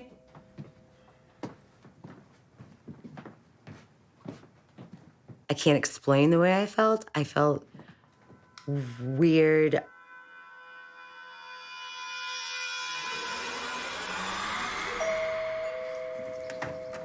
Hi. I'm sorry. You can just bring the boxes in and put them wherever. Oh, I'm sorry. I thought you were the moving people. May I help you? Moving in, huh? Yeah. I want to welcome you to the house. It's Tammy's neighbor who lives on the other side of the house. And he said, "Hi, how are you?" I'm the other tenant. Oh. I'm Tammy. Charles. Charles, nice to meet you. Sure I'll be seeing you around. Yeah. Well, have a nice night. Thanks, you too. And, hey, I hope the house is good to you. And he's like, "Oh, I just want to welcome you to the house. I hope it's good to you." Thanks. I was taken back from that. I'm like, what the heck? I thought he was very odd. Like, why did he say that to me? I had no idea.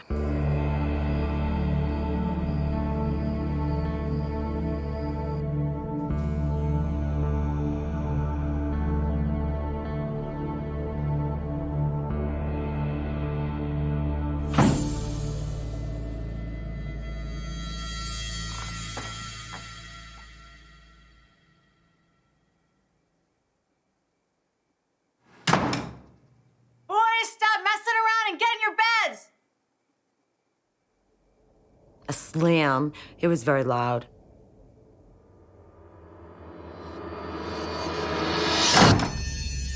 Boys!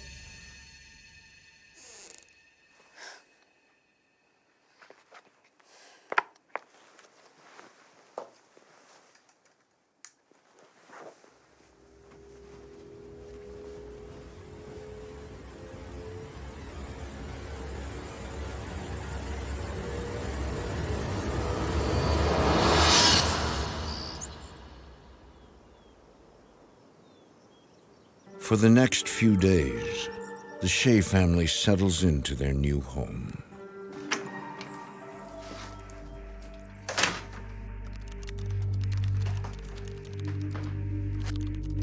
What have you guys been doing all day?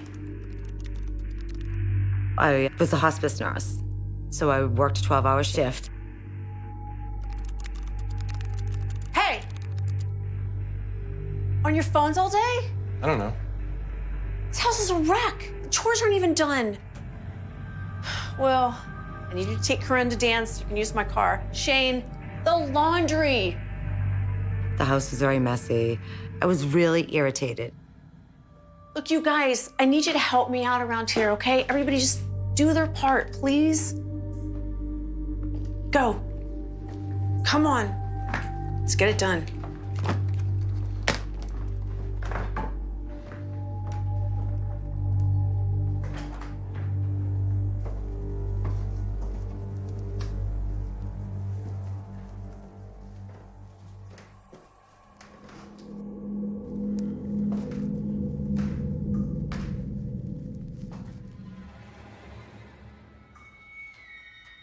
The basement's pretty old.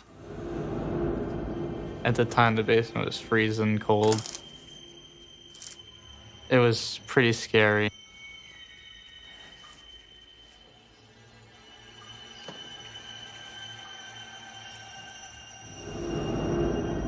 I got weird chills. I felt like something was gonna happen.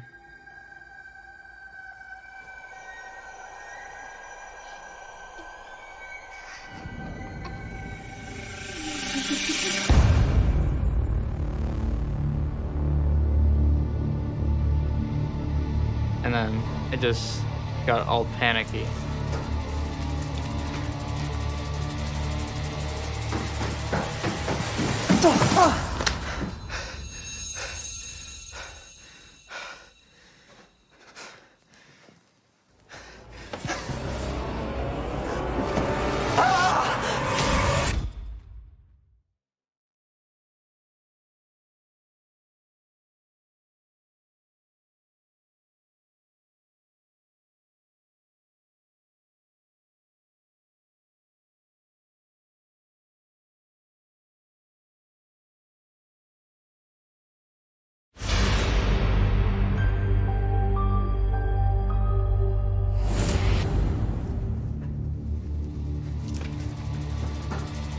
Seventeen-year-old Shane Shea has just seen a terrifying entity in his Massachusetts home.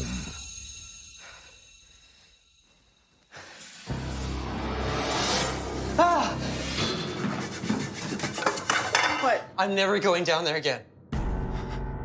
He was like shaking and had tears in his eyes. I saw like this girl. A girl? What are you talking about? A ghost.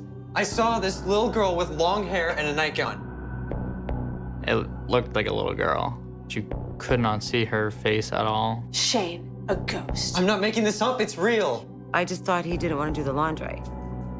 I thought he didn't want to go down the basement, help out. I thought he was making it up. I ask you guys to do one thing for me, just for one thing, laundry, and you won't even do that. You don't believe me, do you? She didn't believe me about it, but I know I'm not crazy. I knew that like what I saw was real and I was terrified. You know what, just forget it. I just need you guys to help me out around here. Forget it. You need to help me, Shane.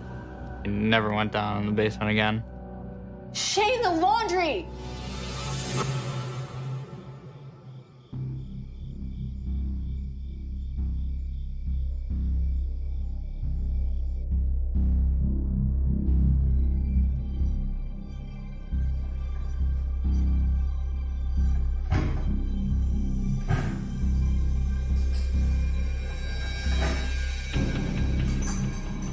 Oh, what are they doing now?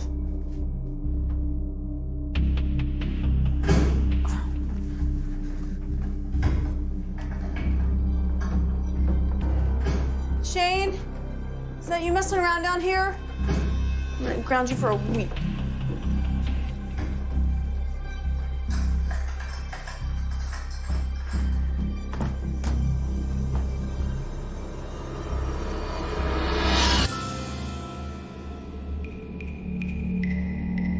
When I came into the kitchen, every cabinet was open. Shane? Shane! Get in here! What? Did you do this? No. No. Why would I do this? William?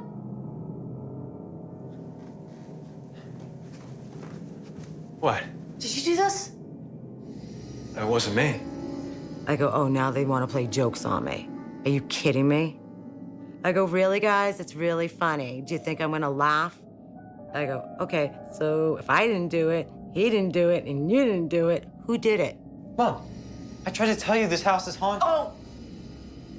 I knew my house was haunted. It didn't want us to be there. Ridiculous. It's haunted. You don't want to believe me. Then fine. But something is going on here.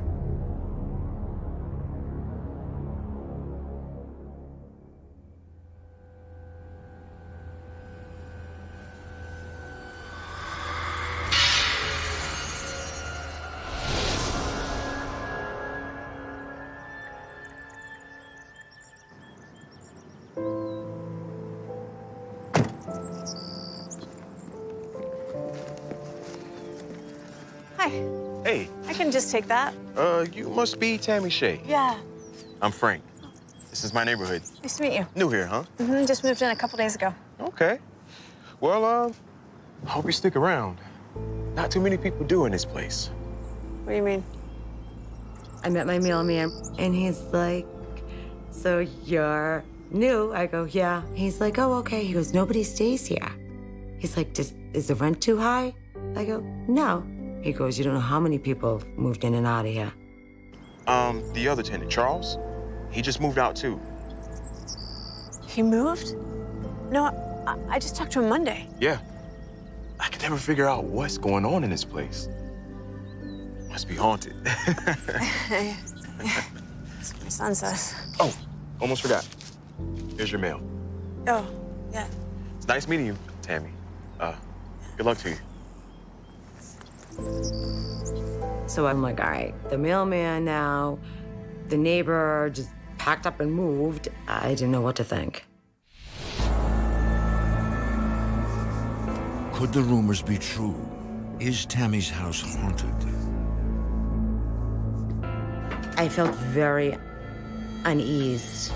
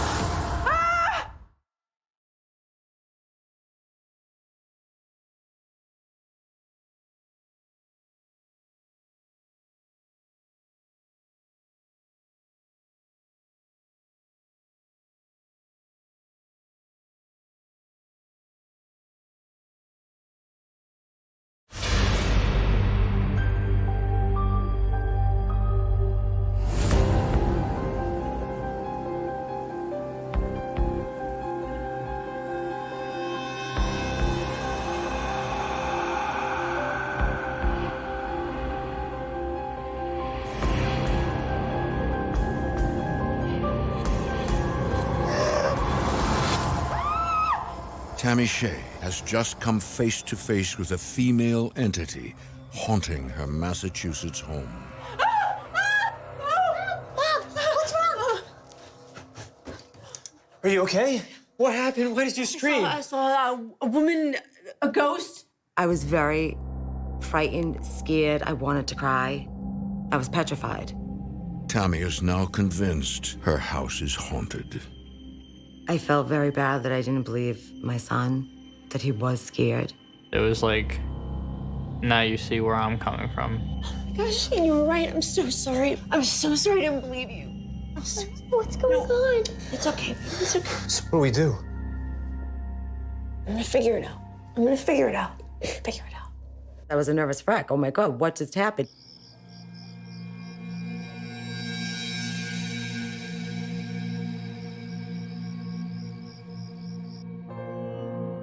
Tammy feels paralyzed. Having just moved in, she has few options about what to do next. I felt I had no control. Financially, I can't move out. I can't afford it. Where am I gonna go? Like, uproot my children once again? To a new town, to a new school?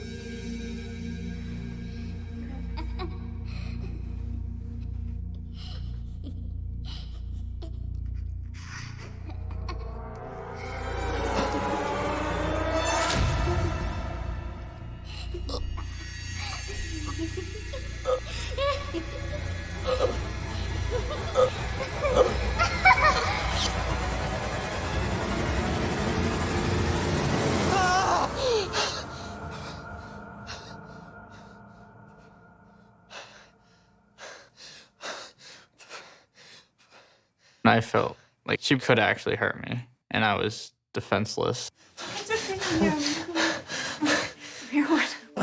What? I saw her again. The girl. It was the same little girl that I saw in the basement. 9-year-old girl from like the olden days. You could not see her face at all. It felt so real. I couldn't breathe. I got suffocated from something above, and my whole body just like laid flat. I couldn't breathe. I'm gonna fix this. I promise. I am not gonna leave you alone anymore. Okay? Sorry, Mom. I'm so scared. No, me too. Me too. Me too. Seeing Shane so upset and just this thing, whatever it is in this house, just attacking him. I was angry and I felt helpless.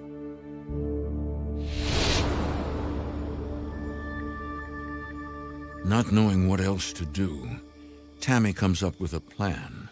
I'm gonna go pick up Karina. Okay, oh, wait. Before you go, I want to talk to all of you. From now on, I don't want anyone staying alone or sleeping alone in this house, okay? We're all gonna stay together. Will, you can stay in your room if Karina's with you, but otherwise, everybody in the living room, okay? Okay. Okay. So Shane didn't want to sleep in his room anymore. I didn't want him that far away from me so I could listen and keep an eye on him and protect him from whatever. It affected pretty much everything. My mind was just like all over the place at the time because I didn't know what was real and what was like actually like, in front of me because I barely got sleep. Mom, are we safe? We are, sweetie. I'm gonna make sure that I've even switched my shift so I'm at home with you at night, okay? I wanted to be home. I left hospice nursing. I was working nights, sometimes doubles. I needed to be home with them. I could not leave them home alone. Good night.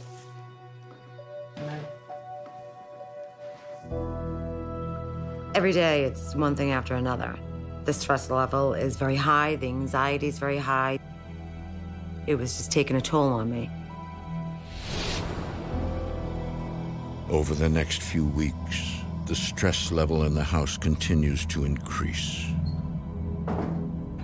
William's girlfriend, Karina, begins to spend more time at the house to support her boyfriend and his family. For Tammy, the house and everything that happened definitely weighed on her on top of everything else she was dealing with. So it was just another thing to pile on her existing stress. I really did start feeling bad for Tammy.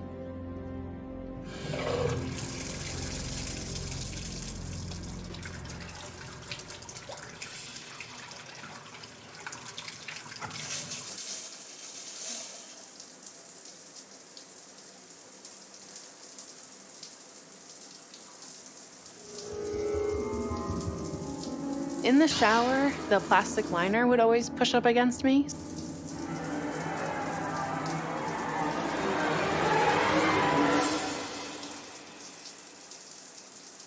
It would feel like someone was actually pushing the shower curtain up against me.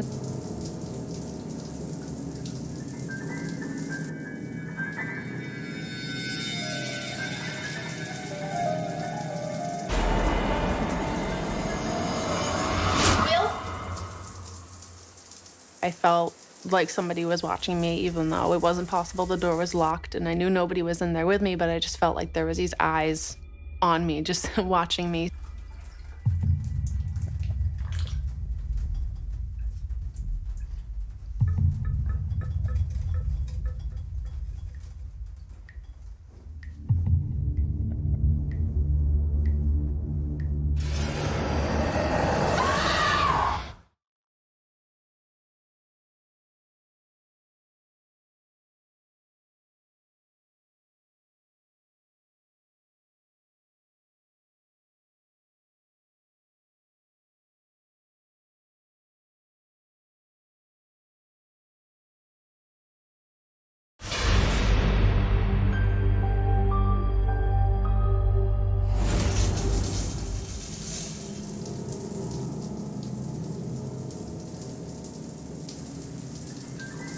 While taking a shower at her boyfriend's house, Karina senses a terrifying presence. Will?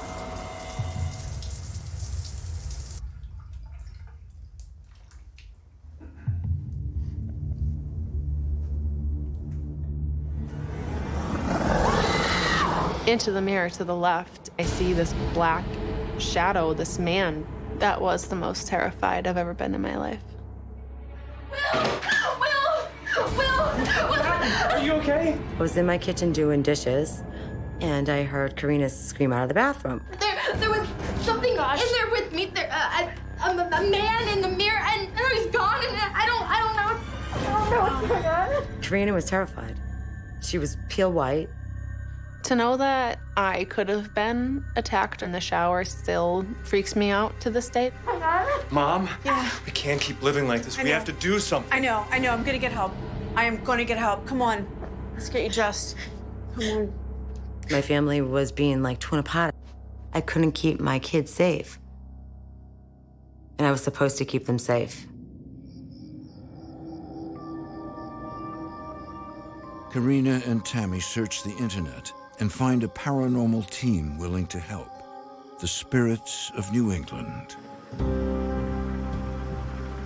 I first talked to Jack over the phone. The first thing out of my mouth was, "Sir, I can't pay you anything. I don't have it." He said, "We don't charge." And I said, "You're joking, right?" They had nowhere to turn. And to hear that, I know there was hope.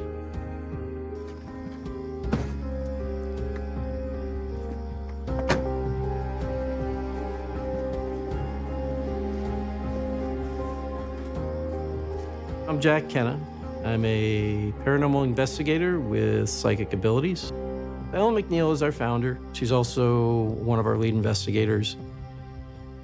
Sarah Campbell is one of our lead investigators, and Sarah also has some psychic abilities herself. What do you think? The first time we saw the house, we always just check it out, see if there is anything on the outside that could potentially be leading to any of the claims. I can tell you when I saw the home, something seemed off about it. There was something heavier about the house, and you didn't feel like it was a welcoming place. I'm Tammy. I'm so glad you guys came. Tammy looked like she hadn't slept. She was exhausted. I just wanted to hug her and just say, "It's gonna be okay, we're here." Ready? Let's go.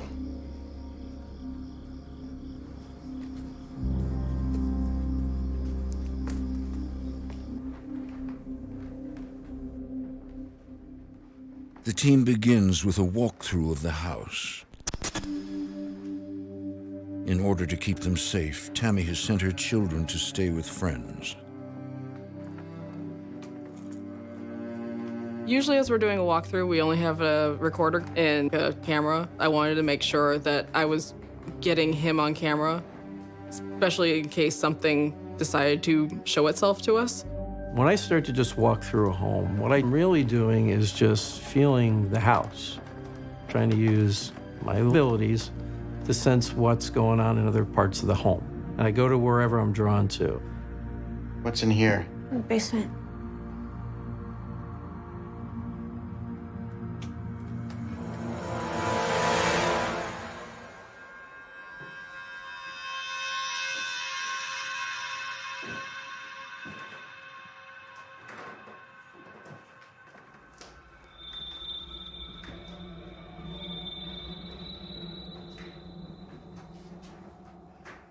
Let's do an EVP session down here.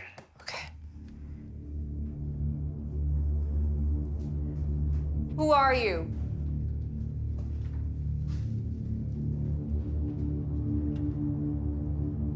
Why are you here? With any investigation, you really never know what you're dealing with. And that's the most dangerous thing that really, in any case that you have. You don't know what you're dealing with. You don't know what you're talking to. Did you live here?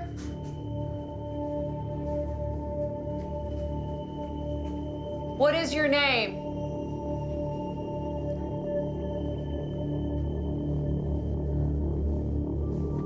If you're here, give us a sign. Suddenly, Jack is struck with a vision of some kind of ritual that took place in the basement years ago. In thy name we have assembled. So vote it be. Jack, are you okay?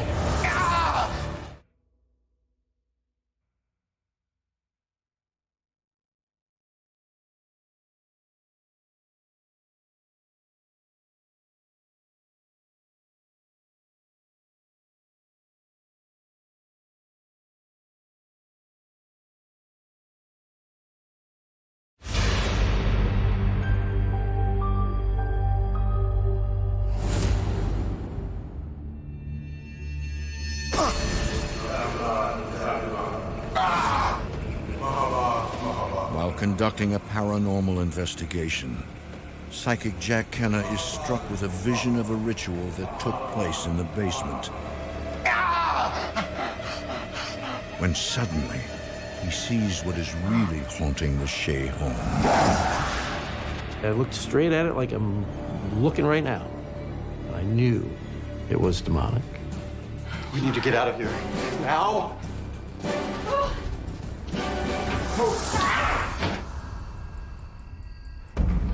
Oh my gosh.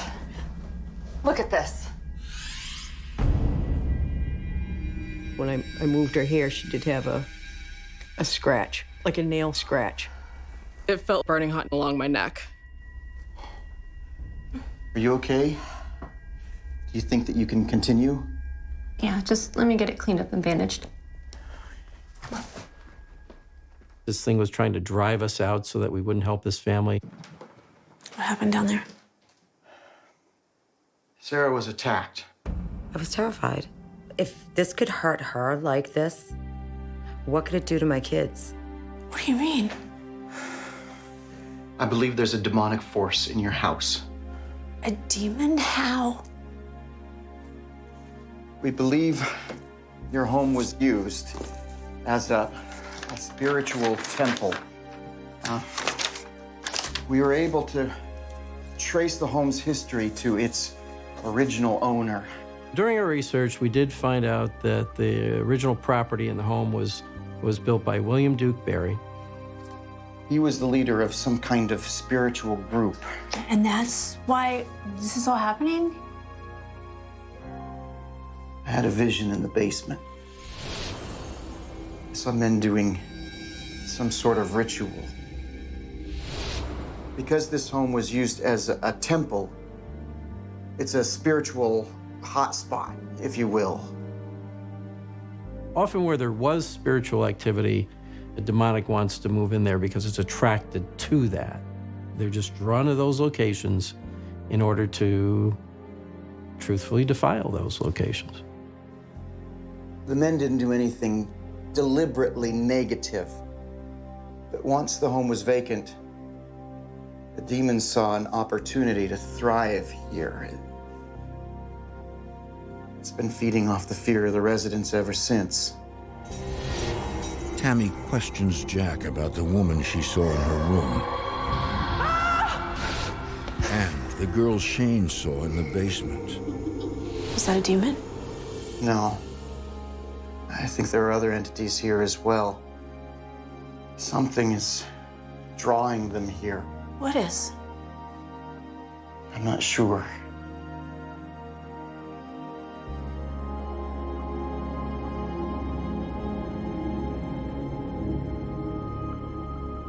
I suddenly felt drawn to the attic.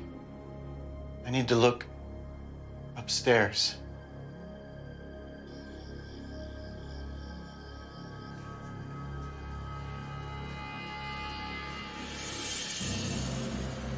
Suddenly, Jack realizes how the human spirits entered the house. It's a portal. The mirrors, they're all portals. It's a portal. A portal is a passageway to the spirit realm, an opening to the other side. According to Jack, the ritual invited a demonic entity into the home. Then the demon created the portals and called the human spirits through. The demon is calling them through and using the spirits against you to scare you. Demonic entities, they actually feed off of fear.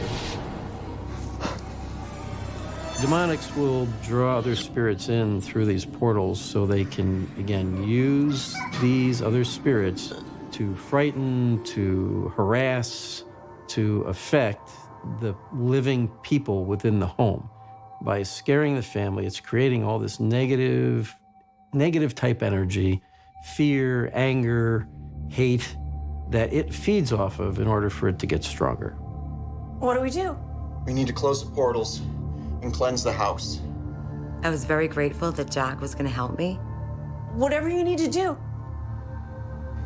But before cleansing the house of the demon, Jack must first identify the portals and send the ghosts through.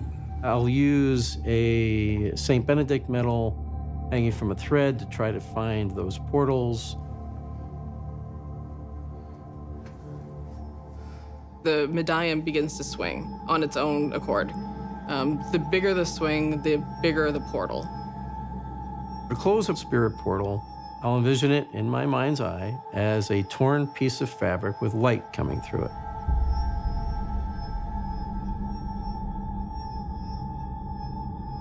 I'm closing the portals and pulling these spirits back through the portal to take them back to the other side. And then I will, again, in my mind's eye, I will sew that fabric shut. It's closed. The team now prepares to battle the demon. This will cleanse the house. Focus on that.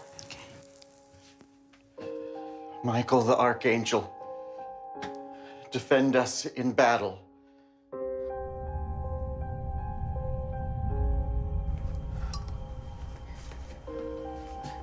Be our defense against the wickedness and snares of the devil. It is a spiritual battle. The more I did the cleansing and the prayer, things started to kind of ramp up. Michael the Archangel, defend us in battle. Thrust into hell all the evil spirits who prowl the world, seeking the ruin of souls. What's happening? It was physical. It was scary. You're standing in a room that's shaking, and you're shaking. The floor is shaking. Rebuke him, oh God. We humbly pray. Rebuke him, oh God! Rebuke him!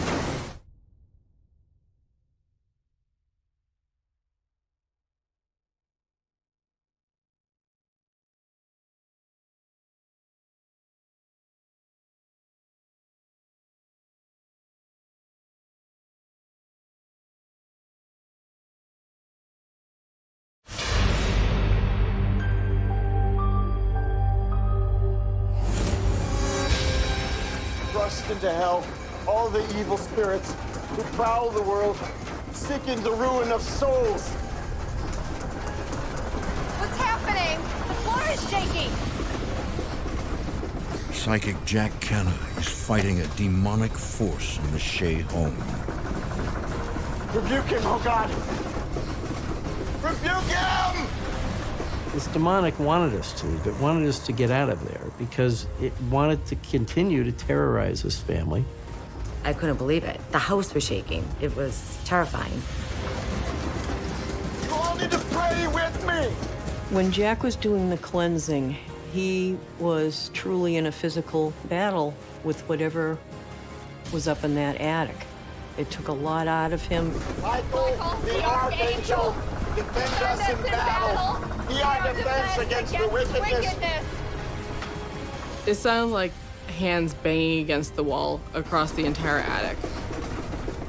So you have to just remain resolute, hyper-focused on what you're doing, and just finish. Thrust into hell all the evil spirits who prowl the world, seeking the ruin of souls.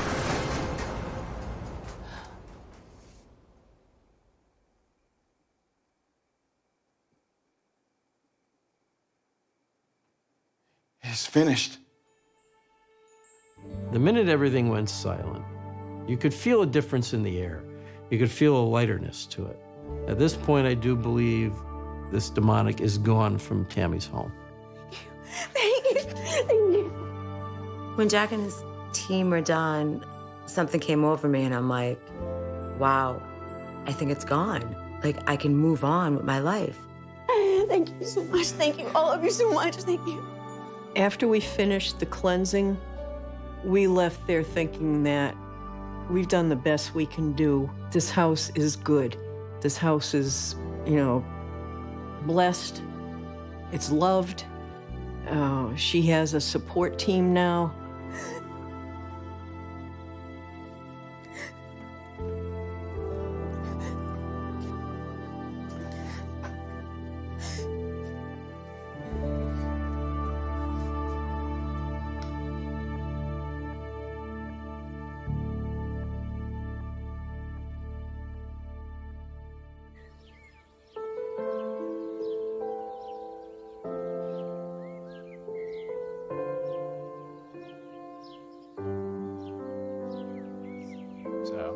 Hey, guys.